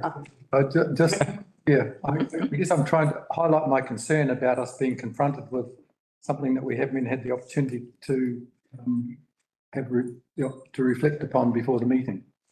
Well, perhaps, Mr. Mayor, if I can sort of add my 2 cents worth. So it does complicate matters slightly, but it is a governance weighting, right? So it's adoption versus noting. This was a regional strategy. It was taking quite some time and hard work to get to the councils. All the other councils have adopted. Piper simply notes that is your will and that is your right. We just need to work through what that actually means. We may not have all the answers to that today. But it is a governance weighting as well. From a staff perspective, looking at some of the things in there that are free to do, I mean, it's important that we acknowledge that they're free and we continue to do so. As an example, making documentation accessible is a good example of that. We definitely need to continue to do that. As far as implementation goes, you know, the report advises, I believe, that any implementation would have to go in front of council anyway. So it's kind of a moot on that point. Thank you. So Howard? Thank you, Mr. Mayor. Thank you, Jenny. I note that you've got a comment there in the next steps that talk about cost and the fact that, you know, there are no costs at the moment because it's support. But downstream, are there potential costs, even significant costs? It could be accrued? Chair, at this stage, no, that's not what we're looking at. We're just looking at how we can do things at no cost. Okay, so it's, when you say that, is that just saying we're not contemplating that there will be any cost, or we're not contemplating that actually actions might involve costs downstream? Through the chair, where we do identify costs coming out of any actions that we look to implement, those would come back to council through the annual long-term plan. Yeah, okay, so it would be part of a next annual plan. Okay. Certainly anything significant, yeah. Councillor Aaron Wilson-Collins. Thank you. Just on the troublesome little problem of costs. I see there the disadvantages of not adopting the strategy actually means that we don't benefit from cross-council activities and initiatives. So would that therefore be a lost opportunity to reduce costs for something that we've actually said we need to do anyway? Yes, through the chair, yes, I believe it was. So we actually cost us possibly more to not adopt the strategy. Through the chair, so there would be a lost opportunity to collaborate with our fellow councils, for example, in training or for producing guidelines that we do as one set that cover the 4 councils rather than 4 different councils doing the same work 4 times. So certainly there would be cost advantages to council. Thank you. Councillor Naya. Thank you, Chair. Yeah, thanks for bringing it on. And while I'm not getting into the play of words, whether it's noted and adopted, because I've seen many reports as noted and ignored. So if we are part of the joint strategy, we should, technically should adopt it. But my concern is more than that. I'm not worried about the cost if we have to look after the disabled. And I would say we should look at areas where we can add some value. We mentioned transport. I've seen in Dargaville people looking for a parking bench, blind people and all. So I'm all for, obviously, the question is what we can do even when we note it in terms of making things better for our constituents who are impaired in either any way. Can we do that or can we not? That's my question.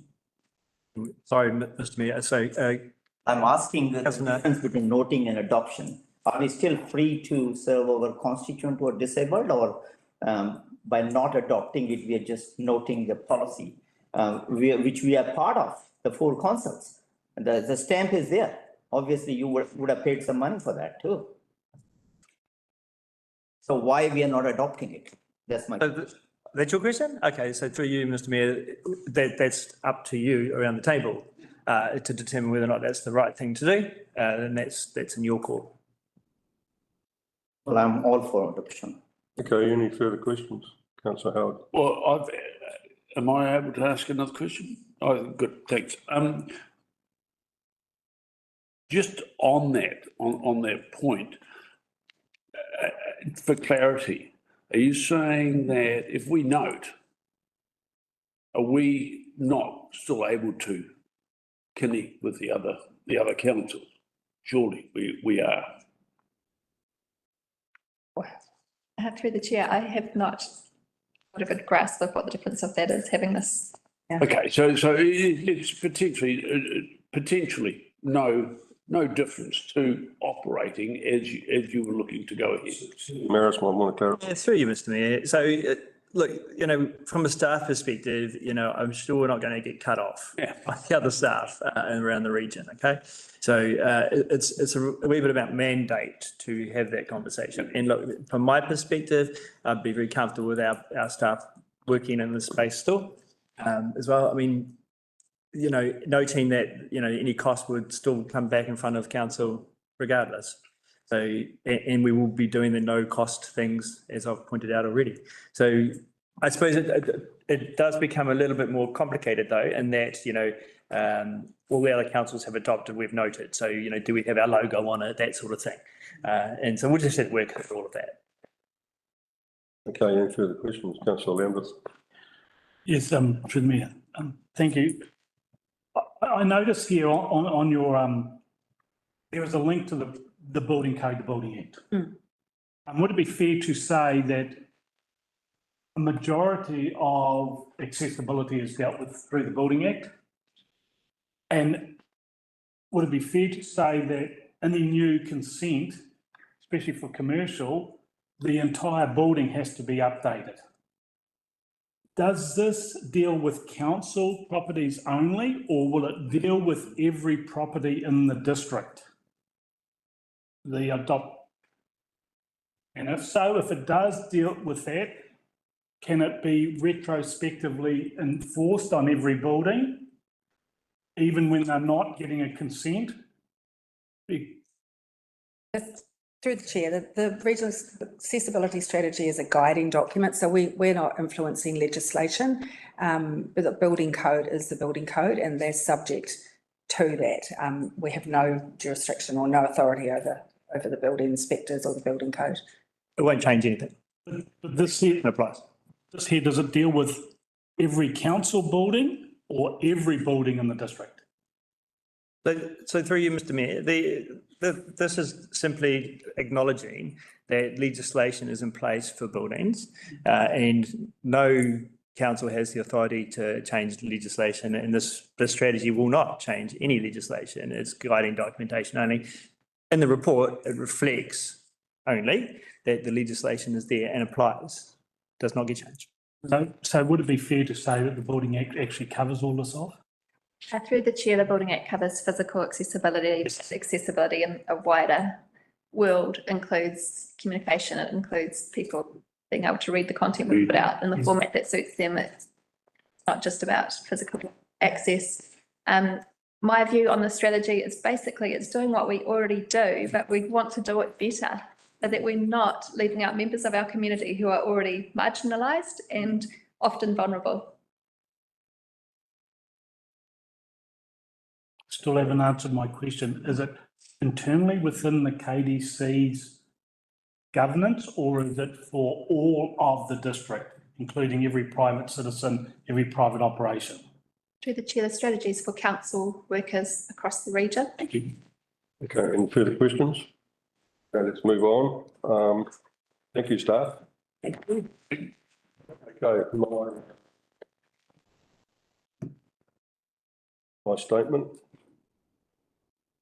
So quite clear that noting this, it doesn't stop us using it as a guideline. My worry is duplication and also the growing creep of enforcement that puts us in a position where we can't be nimble when it comes to consenting, etc. It just adds another layer that could possibly be incurred upon our ratepayers. And let's take the best out of it and use it as a guideline, but let's not adopt it. Thank you. Councillor Larson. Thank you, Your Worship. Yeah, I think that it's a resource that can be referred to. I think it's ridiculous to suggest that we can't talk to our neighbouring councils about anything. Pick up the phone. I think that we need to balance what the services that we provide with affordability, and don't want to be bound to having to put a standard in absolutely everywhere. Let's get good accessibility as best as we can, but we do have finite resources as well, and we might not always be able to do that in every access point everywhere in the remote areas of our district. So I think that noting is appropriate. Thank you. Okay, any other elected members wish to speak? Councillor Erin Wilson-Collins. I'd like to move an amendment, please. Okay.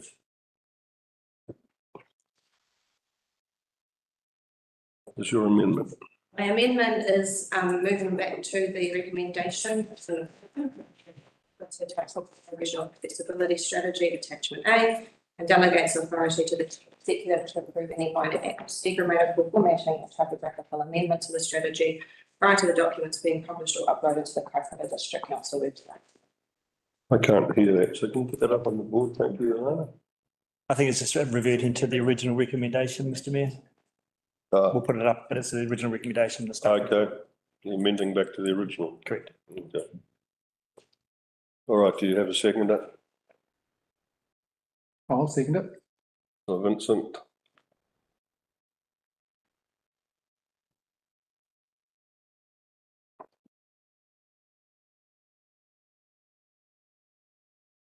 Okay. So, Mr Mayor, you got the amendment on the table now. It's been moved and seconded, so the mover of the amendment gets suspended. Okay, the mover, Councillor Erin Wilson-Collins. Thank you. I don't believe that noting the Te Tautokoro Regional Accessibility Strategy goes far enough. I think that we should be adopting it, just like our other Northland councils who we worked on with to create the strategy in the first place. It doesn't create any enforcement, and it doesn't change the consenting process. And in actual fact, having a viewpoint that narrows in on just the building and resource consent process is extremely with your blinkers on when it comes to accessibility for the people in our districts that need it. As has been already explained by staff, this is a strategy that is already in place, so adopting it also will not change anything to your little resource consent process or your building code. But what it does is it puts a document in front of all of the Kaipara district staff to ensure that they are trained and understand and put forward the needs of some of our most vulnerable citizens. The message that we're attempting to put out into our community is abhorrent in this day and age. The history for the people who struggle to access public spaces, struggle to access social media communications or online communications with the modern world, the people that are struggling to get around our towns and around our district, who would need to rely on public transport that we can't provide, and things like that. The history of people in those positions is absolutely diabolical, and surely we've come to a time in history where we are thinking of everyone in our district and we are putting those needs forefront. It shouldn't matter how many people that includes. It shouldn't matter what their accessibility issues are. It's actually just basic morals. And the fact that these people throughout history have been marginalised and rated as second-class citizens, and now we can't even adopt a strategy that says that we're going to think about them, really sad, to be honest. So I just kind of hope that those around the table who feel concerned about the resource consent process and the building code can see that this is not an attack on that system. It doesn't change that system. And in fact, the building code already has standards that need to be adhered to for accessibility. This is simply saying, as a council, that we accept these people in our community, that we are going to think of them and their needs when we are creating public spaces public events, public communication, and things like that. Doesn't hurt anybody to adopt the strategy. It doesn't cost us anything to adopt the strategy. So merely noting it, it's a real blight on our reputation. Thank you. Where do I go from there? You've got the seconder next, Mr. Mayor. Councillor Vincent. Thank you, Mr. Mayor. Yes, well, I have a granddaughter, not genetically related, who's a gorgeous redhead of the teenage variety, and happens she has a hearing disability. And I don't think I could face her if I didn't take a stand on this issue. That's, I guess, not the reason. I just think it's an entirely logical and reasonable approach to take, as my colleague to my right has just laid out. There are those who may have a philosophical opposition on the basis that, from a democratic standpoint, to treat everybody equally means everyone has to be treated the same, and that making allowances for people with disabilities is not treating the same. They should stand on their own two legs even if they can't. So, which is kind of a joke, I suppose. But for me, I say just come on in, the water's fine. I think that if we don't adopt this, then I think it raises questions about the degree of disability around this table. Thank you. So you can call for other speakers. Okay, other speakers, please. Councillor Mayor, followed by Councillor Howard. Thank you, Mr. Mayor. Yeah, I have mixed feelings as well. I mean, look at the values in which we celebrate our diversity. We are equal, everyone is valued. That's what I said when I voted against Maori votes. And the same thing here is applicable. The disabled, whether they're Pākehā or Maori, are disabled. So I don't think we should be disengaged by a policy just because there is a guiding principle of Tiriti or Watangi, or there is Mana Tangata. There is an urgent need, and I'm surprised that these last minute changes again are happening for wordsmithing. And I'm very disappointed. I'm quite passionate about disabled getting the right. And in some point of time, you never know, one of us may be disabled and looking for a place to sit, and there's none.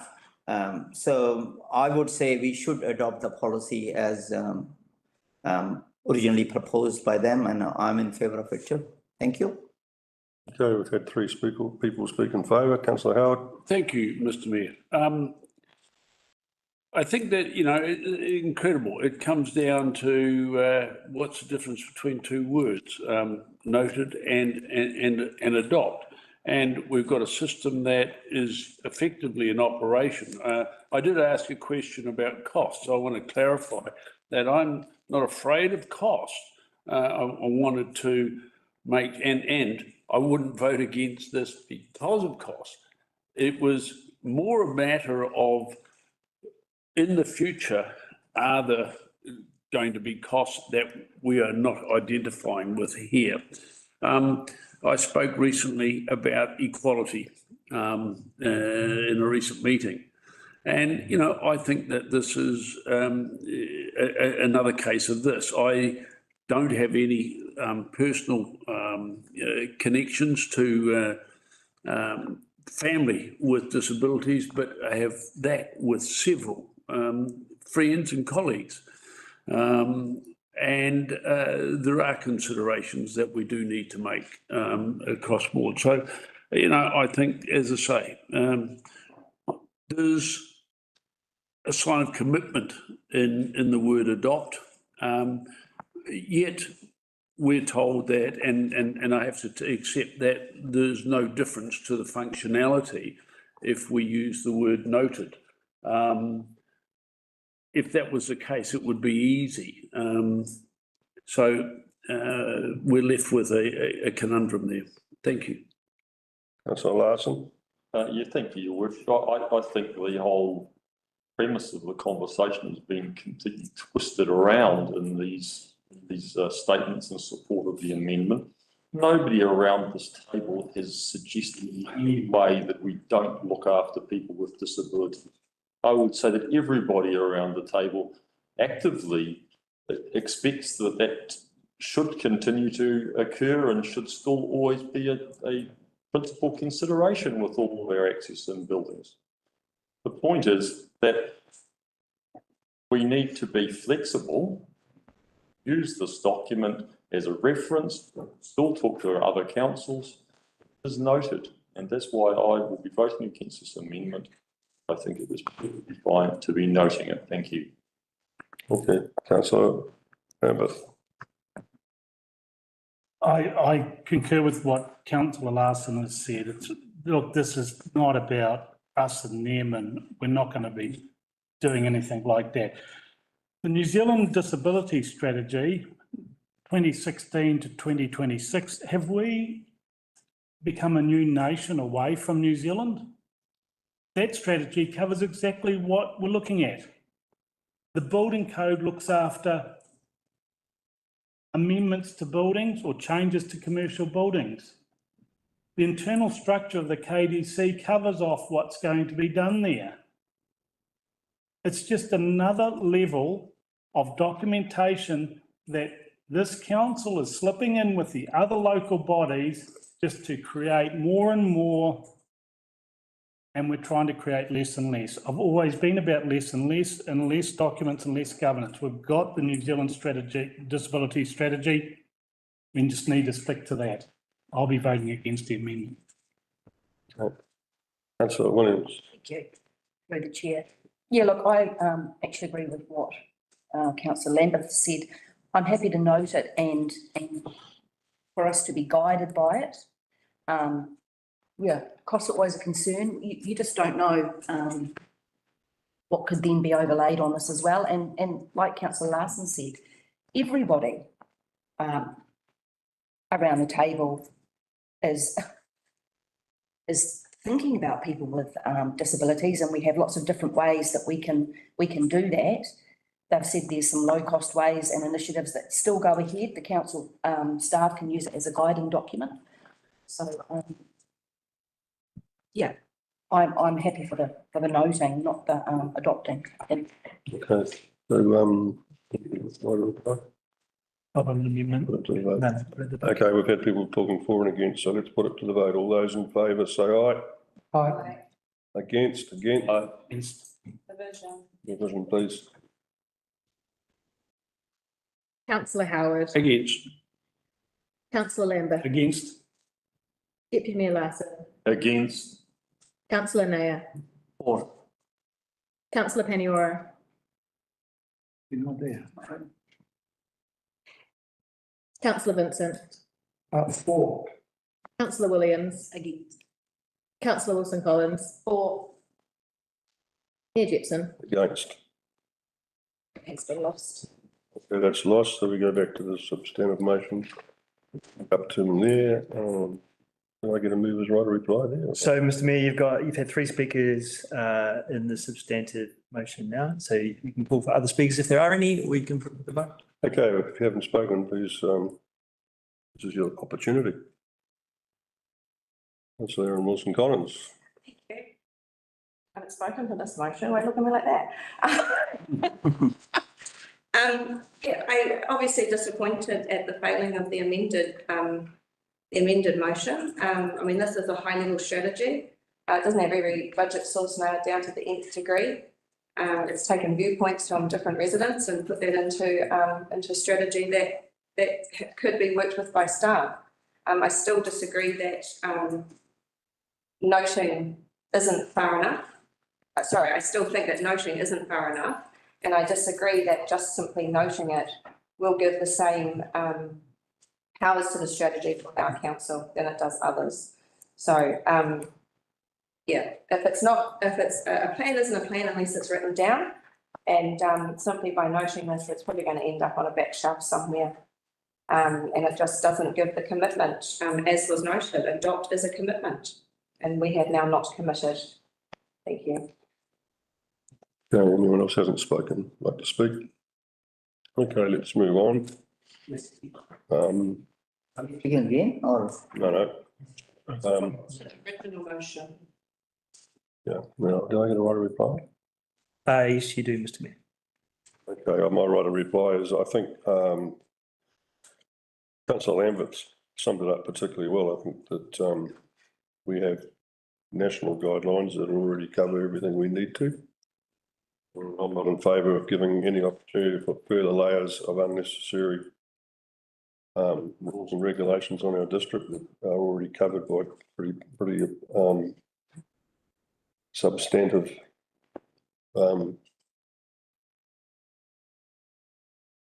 policy. Okay, so I'll put that to the vote. All those in favour say aye. Aye. Those against? Against. Aye. Region? Councillor Howard. For. Councillor Lambert. For. Give me a last one. For. Councillor Nair. Against. Councillor Peniora. Councillor Vincent. Aye.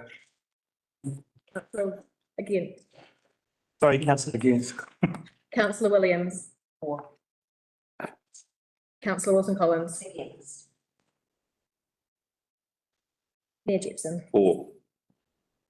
It's carried. Motion carried. Thank you. Let's move on to the next item on our agenda, item 4.5, adoption of step 1 of the revenue financing policy review 224. Can I have a mover for that?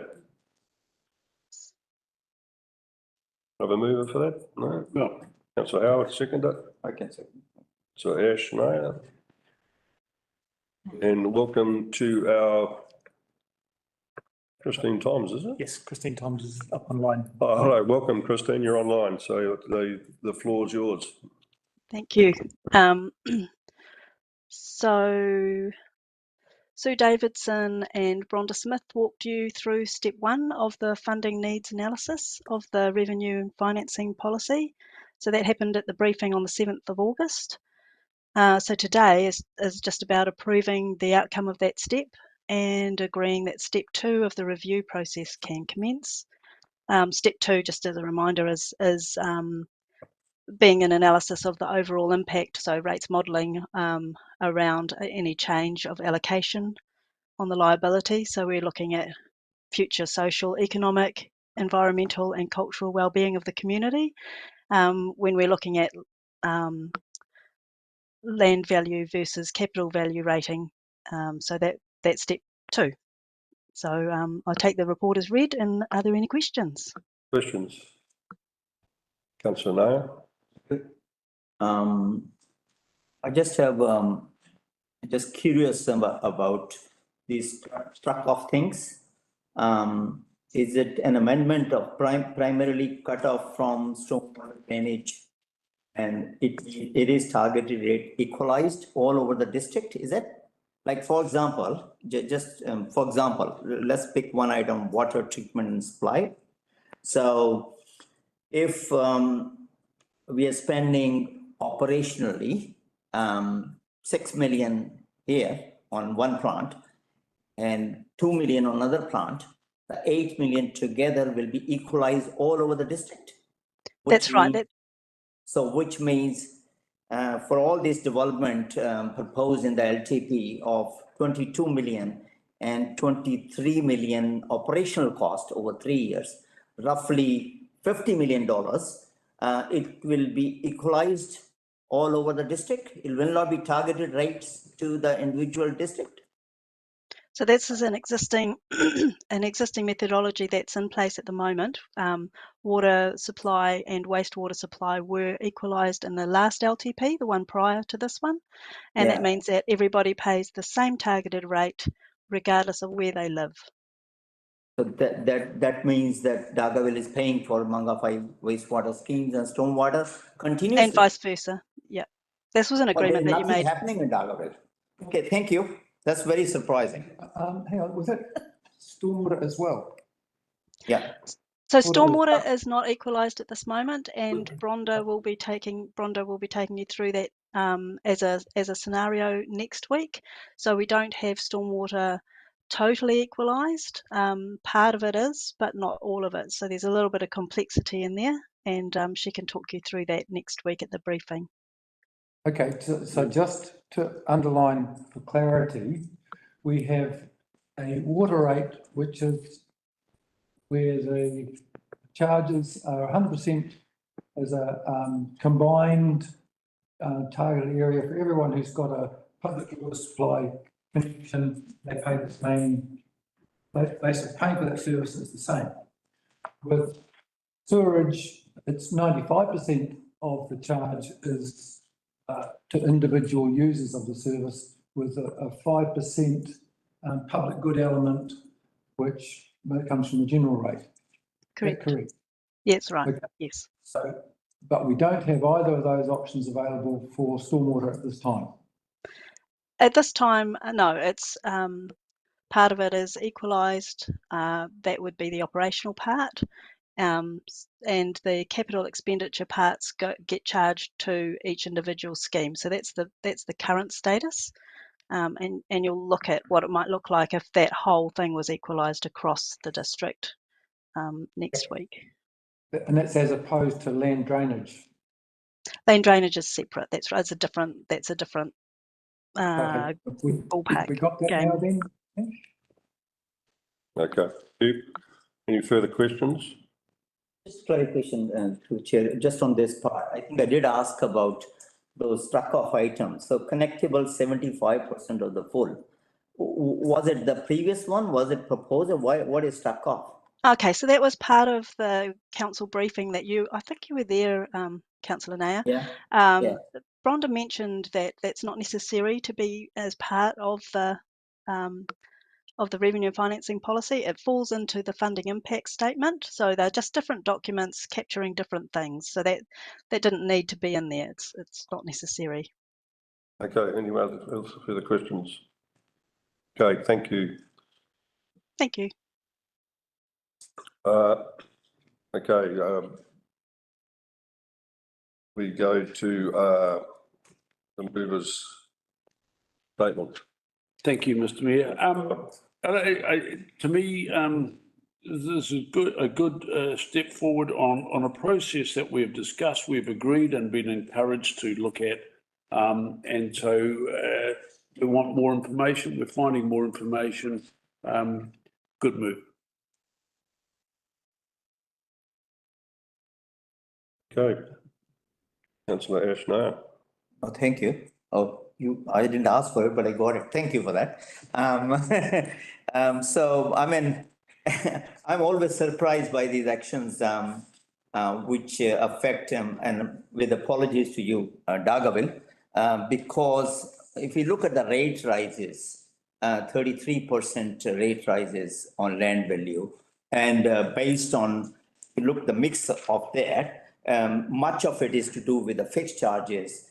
And I thought the Mangawhai wastewater scheme is done and dusted in history, but by the looks of it, the grandiose golf link proposal is also built in LTP for next 3 years, putting in an operational cost of 23 million plus the capital cost. All these effect of rates, I think there will be 70 to 80% rises for the district in coming years. And then if we are not lucky, and the next council will have to suffer in a year, promising a rate rises of 60, 70% and making it the most expensive place to live, not the place to be. So I am very disappointed. I'm not supporting this policy. Thank you. Okay, the fact you've seconded it, Councillor Naya. Any other elected members wish to speak?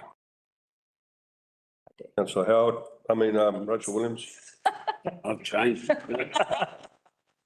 How have I changed in 2 weeks? Go on, Mike. Michelle. Yeah, look, I'd just like to say that it's good to start this process, and I'm looking forward to working through the financial policies and updating and upgrading where we need to. So I'll be supporting this. Okay, thank you. Any other elected members wish to speak? All right, let's move on. Movers right to reply, councillor Howard. Nothing further to add. No, let's move to the vote. All those in favour, raise their hand and say aye. Aye. Against? Ash, Motion carried. somebody knows. Okay. The next on our agenda is the capital expenditure 223-24 project carryover. Can I have a mover for that? So Larson, seconder. I'll second. Howard. And welcome, Jessica. Thank you, Mr. Mayor. So this report is on carry forwards. Seeking your approval formally to carry over our $23.7 million of capital projects from last financial year to the current one we are in. These carry forwards were discussed quite in-depthly as part of the long-term plan process back in May. Back then we said it was going to be 23.6. Now we're saying it's 23.7, so quite close to what we'd indicated. We're just carrying forward projects that are already in progress or are of material importance. So we've also been advised these are able to be completed this financial year in addition to the projects that were approved as year one LTP. So basically the attachments will show you all the projects and the funding sources, and we're just seeking your approval to endorse this. Otherwise we will have to abandon the projects. Councillor Lambert. Would it be fair to say these are all infrastructure, basic council requirement stuff? There's no nice to haves there? There's no nice to have. Thank you. Go. Thank you, Jessica. Oh, councillor Naya. Thank you, Mr. Mayor. Yeah, I have to ask questions where needed. Thank you for that. So these carryovers have lot of projects which are funded externally as well, isn't it? That's right. And could you explain to me why they have been carried over for such a long time, the flood resilience and all? Is it we don't have the maybe in general, holistically, I guess we have been impacted by the storm damages. We've been doing a lot of remedial damage. We had to put projects to the side while we worked on other things. So holistically, that's generally the reason. But specifically for each project would have its own reasoning and stories. But yes, externally funded projects are on the list because we're getting that externally funded. I'm concerned specifically, that's what I was saying, that maybe he can mention, all these externally funded projects are not costing the ratepayers any money. That money is sitting in there and then inflation kicks in. And these are the crucial projects. That's why we got the money for flood resilience. So I would like to know what is holding it up. Thank you. Through to Mr. Mayor, nothing's holding it up, councillor. These are multi-year projects. Majority of the projects are multi-year projects, and that's how the reason why we're carrying over. So we get the funds, and then because they're multi-year, we have to carry over. No different to the shared path. I mean, one example of that would be the fact that we've had some complicated engineering required road repairs that still are to be done. Yeah, majority of them are multi-year projects. Sorry, just to explain, so multi-year project means that when they give the funding, they said you can spend this much money in first year, this much money in second year, or we just decide to take in multi-year. I mean, I don't understand how the funding comes. So we get the funding, it's bulk. Yeah. And then we program it over the period that the work's so the shared path, for example, we're carrying funds over this year because we're still completing it up until August this year. Yeah, but the project started. I think that's a satisfactory answer anyway. Well, it's not a satisfactory answer. It is. Flooding is a key issue. Move on. Anyway. No. It's important for people. You've had your questions. I think they've been answered. No, it has. Just copy ahead. So if you're looking at the Raupo floodgate, for example, that is a multi-year project. So the first year when we got the money, we had to reallocate some funds. The council approved it. We then went into design. It took quite a bit of time, investigations, and this year we're now constructing. Thank you. That's an example of a multi-year. That's good. Thank you. Any further questions? Councillor Howard. Thank you, Mr. Mayor. Arnold and Jesse, I guess my question is simply related to looking forward now, is that, you know, it's a big carryover and understand the reason. It's now more a matter of, is there an impact? You know, what we wanted to do is try and get down the balance as much as we could. Are we confident and happy that there's not going to impact on the program that we already got in for this fiscal year, and these can carry on and hopefully be gone by the end of this year, and with minimal carryover in 25, 26? Yeah, confident. Three of us to be confident. You remember, 5 months ago, we only had one project manager. Yep. So we've now got a full complement of project manager.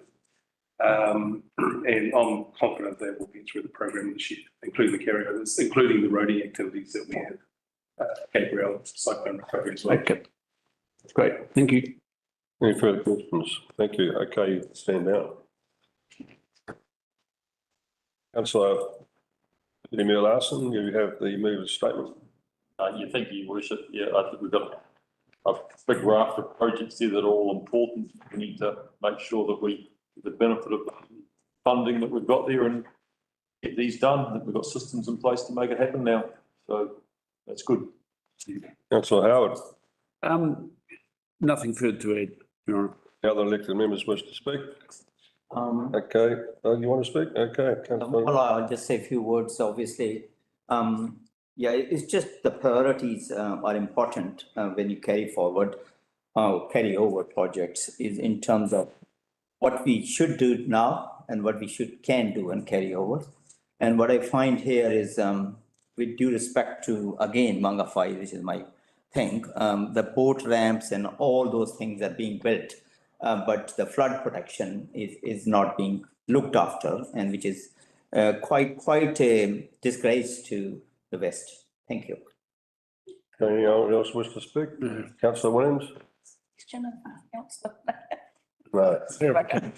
Seek Clarification on what boat ramp is being developed. Well, here, when I look at the things which have been completed, Alamar, boat ramp 900K done, and Rangiora, Taiwaka and all. Yeah. And while we are not focusing on the key issues, which people suffering from flood, and I don't understand where the focus is. Thank you. So you might like to explain the PGF funding. I don't know what boat ramp Councillor is talking about. Okay, okay, movers right to reply, Councillor Larson. Nothing further, thank you. Okay, just put it to the vote. All those in favour say aye. Aye. Against? Motion carried. Thank you. Okay, item 4.7, financial delegations rating restructure update. We have a recommendation there. Can I have a mover, please? I'll move it. I second. Okay, moved by Councillor Larson, seconded by myself.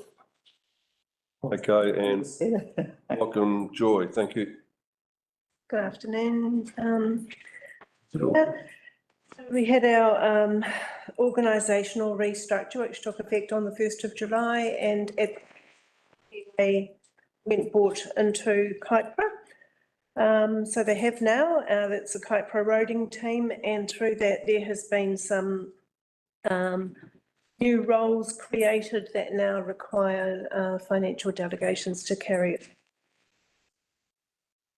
So that would be the roading manager, 200,000, the manager roading contracts, 50,000, and the project manager capital projects, 150.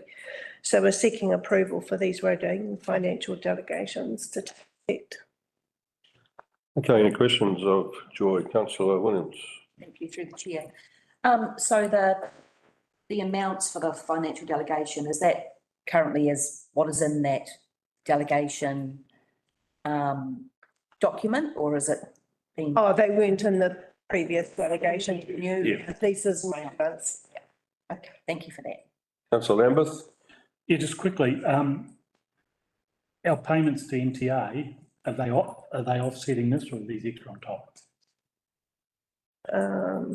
Sorry, I'm not quite sure. So can you sort of repeat the question? So the roading manager, the manager of roading contracts, the project manager, are they an extra on top of what we're already contributing to NTA? NTA's gone. Yes, okay. It doesn't exist. That's right. We never used NTA delegations. All right. They were always our own delegations. These are just shown on the report, I think. Okay, thank you. It was never together. Thank you. Any other questions? Thank you. You can stand down, Joy, that's good. Move a statement, councillor Larson. No, I don't really comment on, thank you. Okay, I have any further comment? Any other elected members wish to speak? Okay, let's move on. Movers right of reply. I'm satisfied with this. Let's put it to the vote. All those in favour say aye. Aye. Against, motion carried. Item 4.8, which is road naming applications for approval. It's pretty straight. Lunch. Moved by Larson, seconded by. Yeah, is it? Okay, 4.8 and Debbie. Thank you, Debbie. Getting around. Morning and thank you. Debbie. Hello. Oh, Good afternoon. I had to send my watch off. You may have heard it telling us the time before, sorry. Anyway, sorry about that. So I'm here to present, we've got 3 developers seeking road name approval.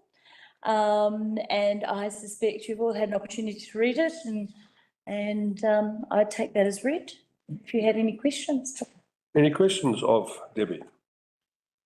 No questions. Thank you, Debbie. Move a statement, councillor Larson. Thank you, Your Worship. I read the report and all passed Lindsay's tick of approval, and I think as per previous statements, I think it's consistent to let the landowners pick a name, and they've done that.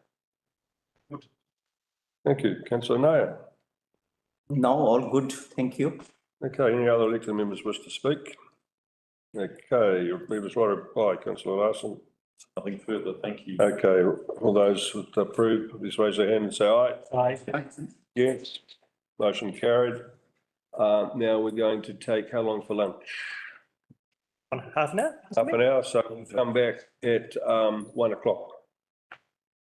Thank you.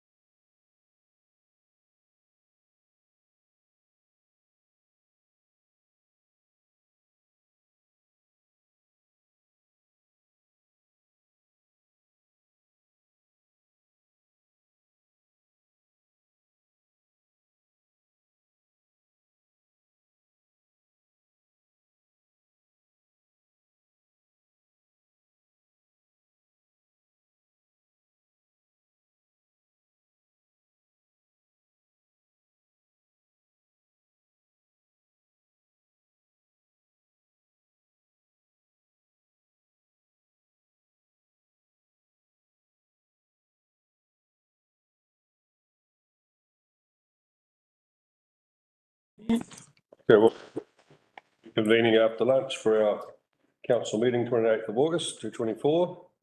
Next on the agenda is 500 projects update. Can I have a mover for that, please?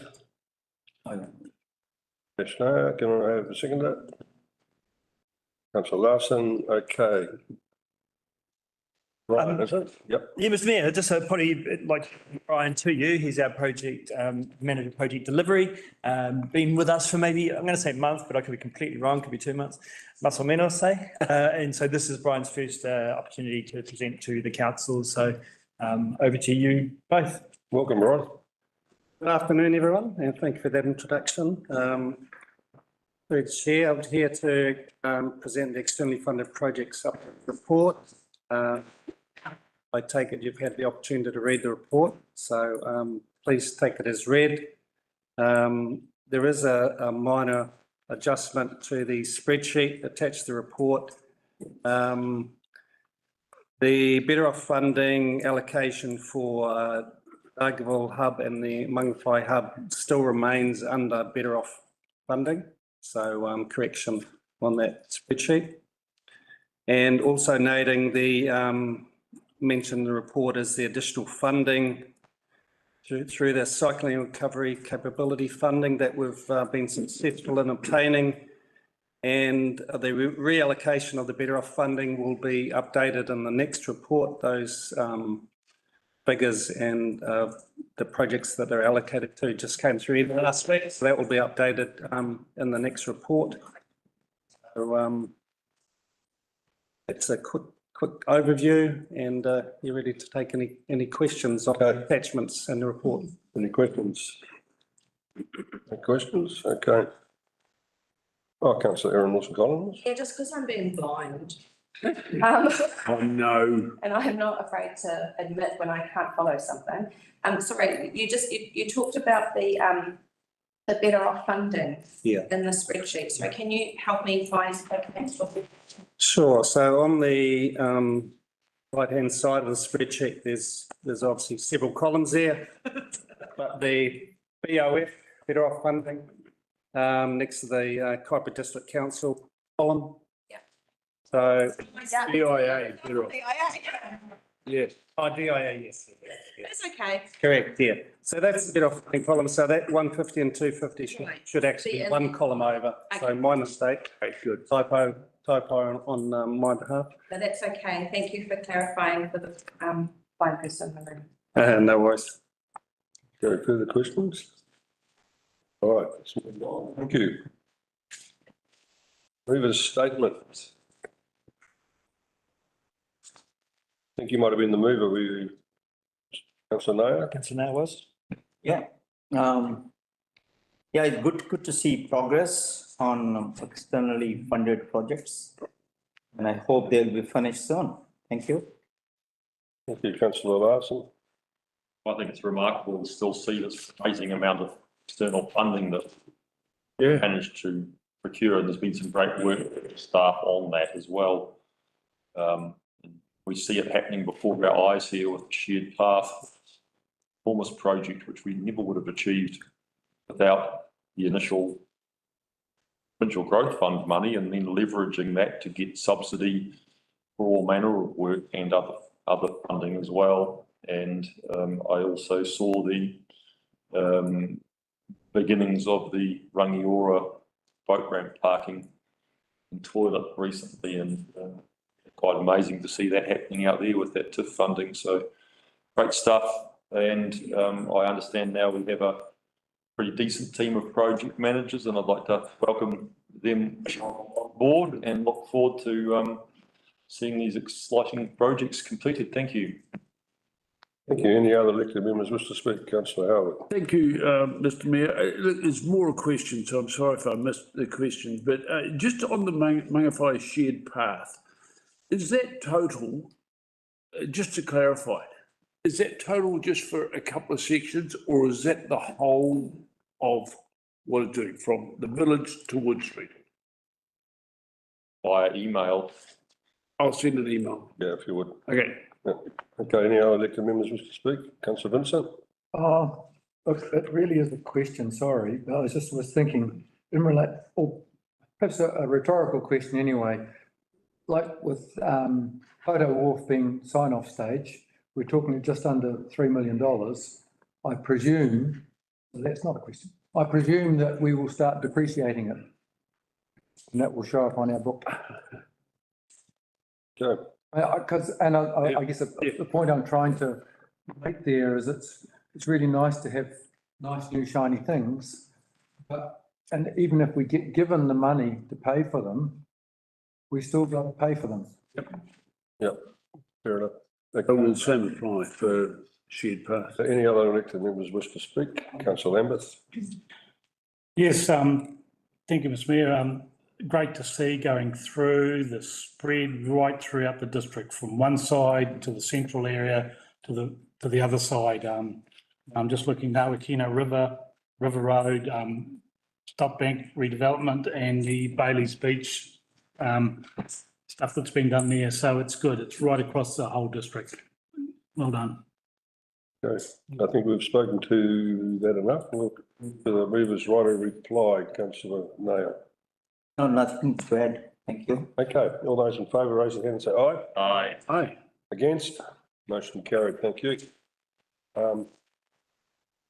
Next one on our list is the exceptions report. That recommendation that the Kaipara District Council notes the exceptions report. I'll move that. Do I have a seconder? Councillor Williams. Thank you, Mr Mayor. So we'll just keep this really short and sweet. We did talk about in the report the financial information. We're working through the annual report. Our auditors are on site this week. They're on site the week after next week as well. There's a lot of work going into that space. What I've asked Jessie to do is just do a quick verbal update on the financials after the first month, only quick, so that you can get a bit of a feel for them, and then I'll take questions and we'll move on. I'll just let the financial information out first, and then we'll take questions. Speak first and then we'll ask questions. Sorry, Jason, I thought that I was just going to give you a verbal update on the annual report. Okay, you can do that. Yeah. Jason's covered it. Auditors are in. They're resourced until the end of September, so we have to close off our audit by then.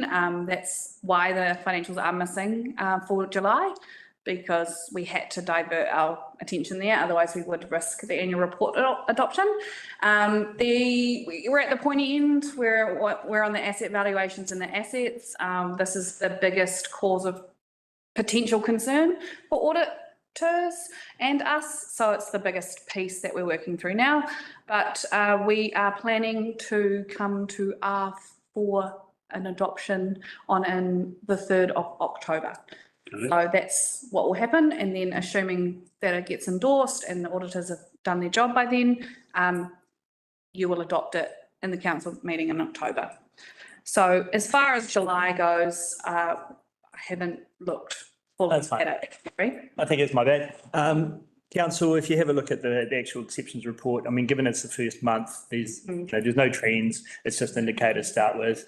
And as Jessie has just outlined, when the annual report comes through to the Audit, Risk and Finance Committee for recommendation to council, then you'll see what the actual annual measures and the results are reported as part of that. And Councillor Williams, I think you had a question, but that was answered, I believe, via email. You comfortable with that? I have too. Michael Day has sent it through email. Okay, brilliant. Well, I had a question on actually similar 7 to 11 consents of interest. How do we qualify consents of interest? Is it number of lots, or is it number or person involved, or what?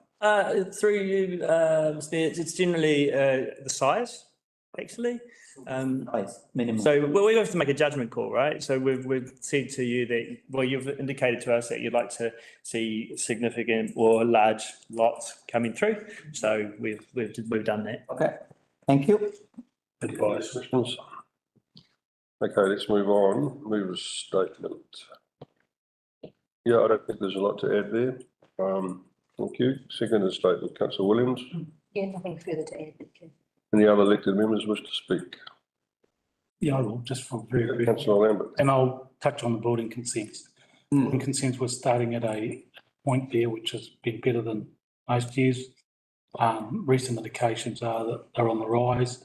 indications are in the building industry that there's been a massive levelling of building costs. Over the last 3 months, there has been a 0.02% rise in building costs, which is levelling, and we are poised to go again. So we need to be ready. Pretty observant. Very, very good news it is. I think, though he's absent today, councillor Manderson pointed that out, didn't he, that when times get tough, prices start to level back. It's a good time to take advantage of that. At a higher level from what it was. The volatility is not there, and now people are backing it because it's a levelling. They know what they can bank on and what it's going to cost. Yeah, confidence drives markets. Okay, anyone else want to move this wider reply? I think we've been there. All those in favour, raise their hand and say aye. Aye. Aye. Against? Motion carried. We move on to 5.3 resolutions register. Recommendation that the council notes the resolutions. I'll move that. Can I have a seconder? Williams, and presenting this item is Alana. Through you, Mr. Mayor, I'll present Alana today. Happy to take any questions. I mean, this is stock standard. It's in the report. I'm sure you read it. If you have any questions, let us know now. I received nothing in advance. Thank you. Actually, it's a pat on your back, actually, Mr. Morris. How come we have a resolution register so clean that everything is completed? Used to be like taking back us 10 years and things are not happening. So I'm quite pleased with it. Anything else you'd like to add? How come there's so much efficiency? Through you, Mr. Mayor, I think we're just continuing on with our work and getting it done. Yep. Thank you. We are an effective team. Councillor Howard.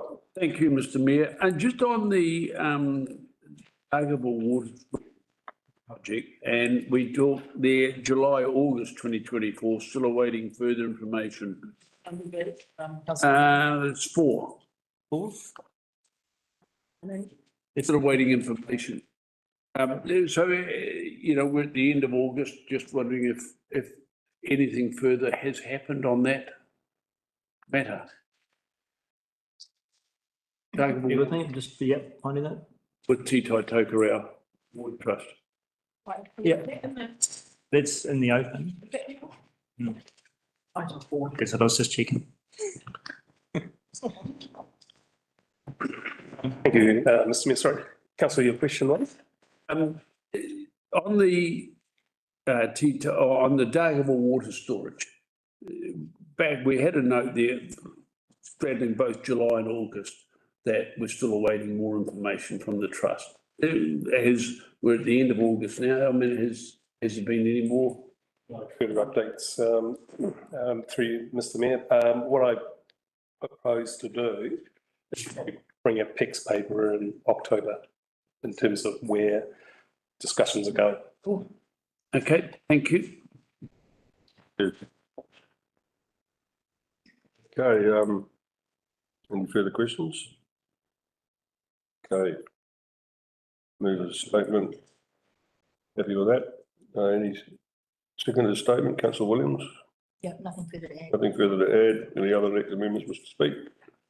No further. Okay, let's put it to the vote. All those in favour, raise their hand and say aye. Aye. Against? Motion carried. Now we have a recommendation to move into PEX.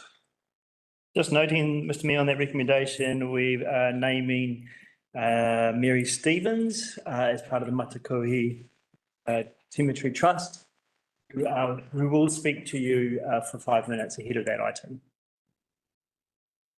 Okay, so we did a motion to move into PEX? Yes, yeah, I'll move that. Can I have a second? Yep. Councillor Howard, all those in favour say aye. Aye. Okay, motion carried. Confirm the PEX minutes. I just need a few minutes to do the stopping of The one arm streaming. today. Slow down. Recording. Too fast. To me. Okay. I didn't get that. Maybe Stevens spoke. Yeah. So councillor Naya, item 1.2. 1.2 X. Yep. We are going to get Mary Stevens in to talk to that. She was one of the authors of the letter. Oh, Why can't I see the live stream? Yeah. Now, Sorry, just give me one moment.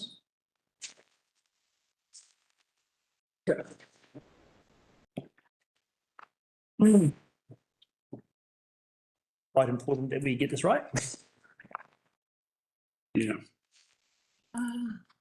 Yeah. Okay.